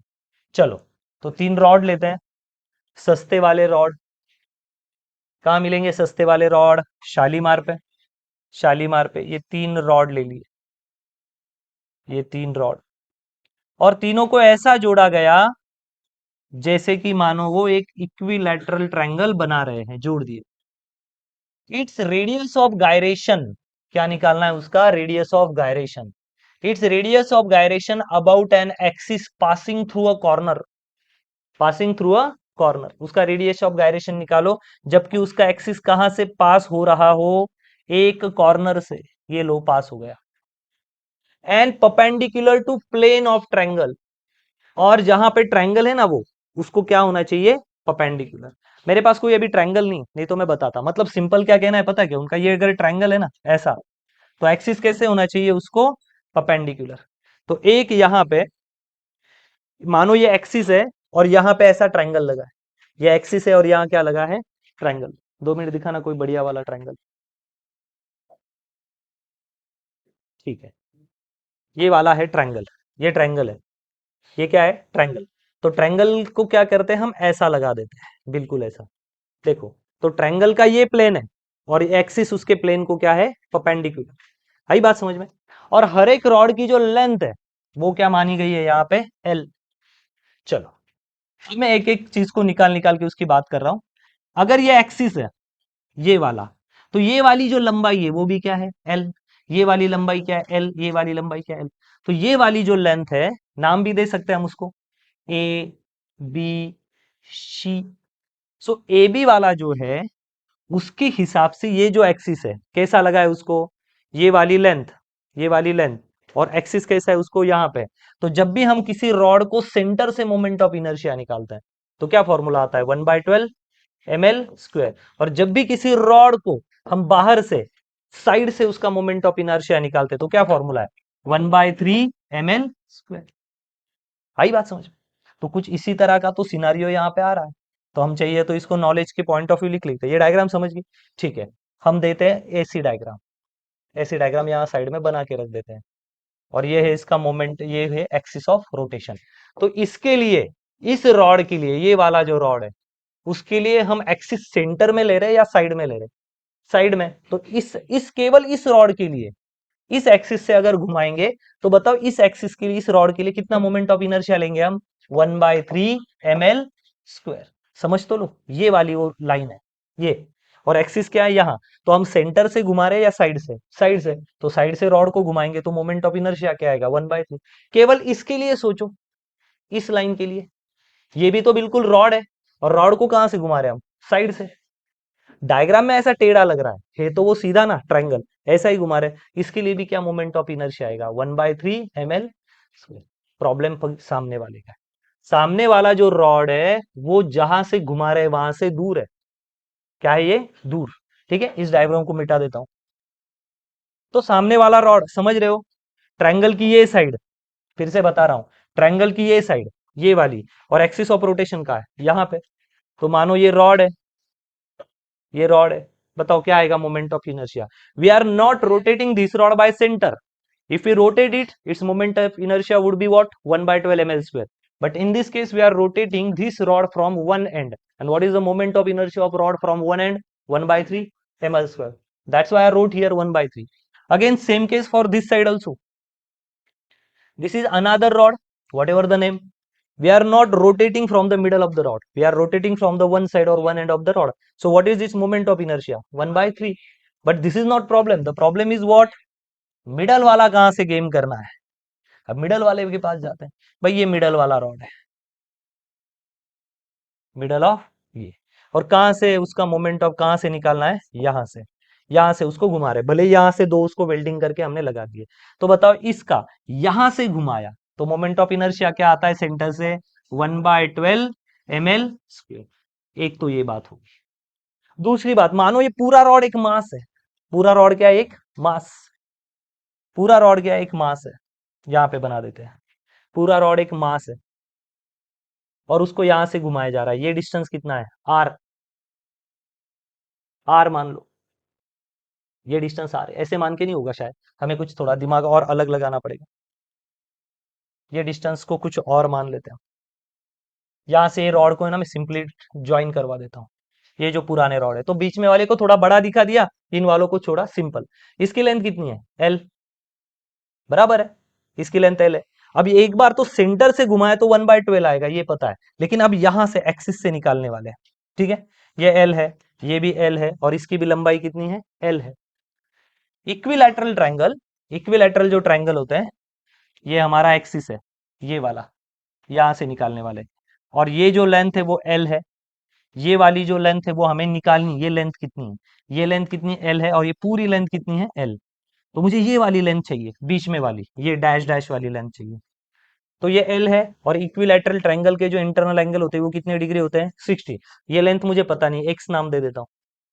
तो क्या निकाल सकता हूं मैं, sine theta, sine 60 it is equal to opposite side upon hypotenuse, l, l को उधर भेज दिया, एल साइन 60 कितना, √3/2 is equal to x. X की वैल्यू हमें मिल गई। तो अब मानो कि ये पूरी एक अलग बॉडी है। ये पूरी क्या है, एक, ये रॉड का सेंटर से तो पता चल गया, ये मानो ये पूरी एक बॉडी है। ये पूरा रॉड एक बॉडी है, मास m। और यहां से इस एक्सिस से डिस्टेंस कितना उसका, ये x था, और x कितना आया, √3/2l। अब बताओ, समझ रहे हो ना। पहले इस रॉड का सेंटर से होता तो कितना आता, यहां से, लेकिन सेंटर से नहीं घुमा रहे, वो तो केवल लिख लिया, वो तो उसका मोमेंट ऑफ इनर्शिया है। लेकिन आप यहां से नहीं घुमा रहे हो, आप कहां से घुमा रहे हो, यहां से। आई बात समझ में। तो उसके लिए फॉर्मूला क्या लिखना पड़ेगा फिर से, mr²। लेकिन ये r वाला जो डिस्टेंस है वो कितना है, मास तो उसका उतना ही है m, लेकिन ये r वाला डिस्टेंस कितना है, √3/2l। √3/2l का स्क्वायर करना पड़ेगा। Are you understanding? √3/2 का l का क्या करना पड़ेगा, स्क्वायर। तो फिर से नया फॉर्मूला लिखते हैं, 1/12। केवल रॉड को पकड़ा तो 1/12 ml², और m r की जो ये वाला डिस्टेंस है उसका क्या आया, √3/2 का स्क्वायर। तो √3 का स्क्वायर 3, और 4 नीचे 2 है उसका 4, और l का स्क्वायर l स्क्वायर। अब इसका निकालता है, ml² बाहर, ml² बाहर, तो अंदर क्या बचा, 1/12 प्लस 1/4, सॉरी 3/4। कितना आएगा, बेस को क्या ले लेते हैं, कॉमन। बेस आ गया मानो आपका 12, तो ऊपर तो 1 रहेगा, इसको 12 लाने के लिए मुझे 3 से मल्टीप्लाई करना पड़ेगा, मतलब 9। तो ये हो गया, और ml², तो इतना आ गया ये 10/12 ml²। तो ये हो गया इस एक्सिस से इस रॉड का टोटल मोमेंट ऑफ इनर्शिया। तो लिख देते हैं यहाँ पे 10/12 ml²। सब तीनों के एडिशन करते हैं, ये हो जाएगा ओवरऑल ट्रायंगल का मोमेंट ऑफ इनर्शिया। पूछा क्या है, रेडियस ऑफ गायरेशन। चलो मिटा देते हैं इसको भी, इसको भी मिटा देते हैं। तो सबके एडिशन करो, सो 1/3 1/3 10/2, इसमें से ml² कॉमन निकल गया। टोटल मोमेंट ऑफ इनर्शिया क्या कॉमन निकला, ml²। तो अंदर क्या बचा, 1/3 प्लस 1/3 प्लस 10/12। तो भाई 12 को बेस मान लेते हैं, 12 कॉमन। तो यहाँ 12 लाने के लिए किससे मल्टीप्लाई करना पड़ेगा, 4 से। तो इसको भी ऊपर 4, इसको भी ऊपर 4, और इसको ऊपर 10, तो कितना होगा 18/12। तो ये हो गया आपका 6, 6 3 जा 6 2 जा, तो 2/3/2, 3/2 ml²। ठीक है, नया लिख देता हूँ। सो टोटल कहाँ लिखे, समझ रहा है। तो टोटल मोमेंट ऑफ इनर्शिया कितना बना हमारा, 3/2 ml²। लेकिन ये पूछा ही नहीं है, पूछ रहा है वो रेडियस ऑफ गायरेशन। फिर से इसको मिटाना पड़ेगा। What is radius of gyration, k is equal to mk²। Radius of gyration का क्या फॉर्मूला होता है, mk²। ये होता है आपका रेडियस ऑफ गायरेशन, बराबर है। नहीं वो तो, हाँ, नहीं नहीं फॉर्मूला लिख लेते हैं उसका। Moment of inertia is equal to √k/m। No no no, I am again wrong, ये नहीं करना चाहिए, मुझे लिखना चाहिए रेडियस ऑफ गायरेशन ना। Radius of gyration is equal to √I/m। तो इसका स्क्वायर कर दिया तो बन गया मेरा m, इसका स्क्वायर कर दिया तो क्या होगा, k² is equal to I/m। तो m को उधर भेज दिया, moment of inertia is equal to m इधर, तो mk², ये आ गया। ठीक है, तो ऐसे कितने रॉड है जिसके रेडियस ऑफ गायरेशन हम निकालना चाहते हैं, 3 साइड से। कितने साइड से, 3 बार।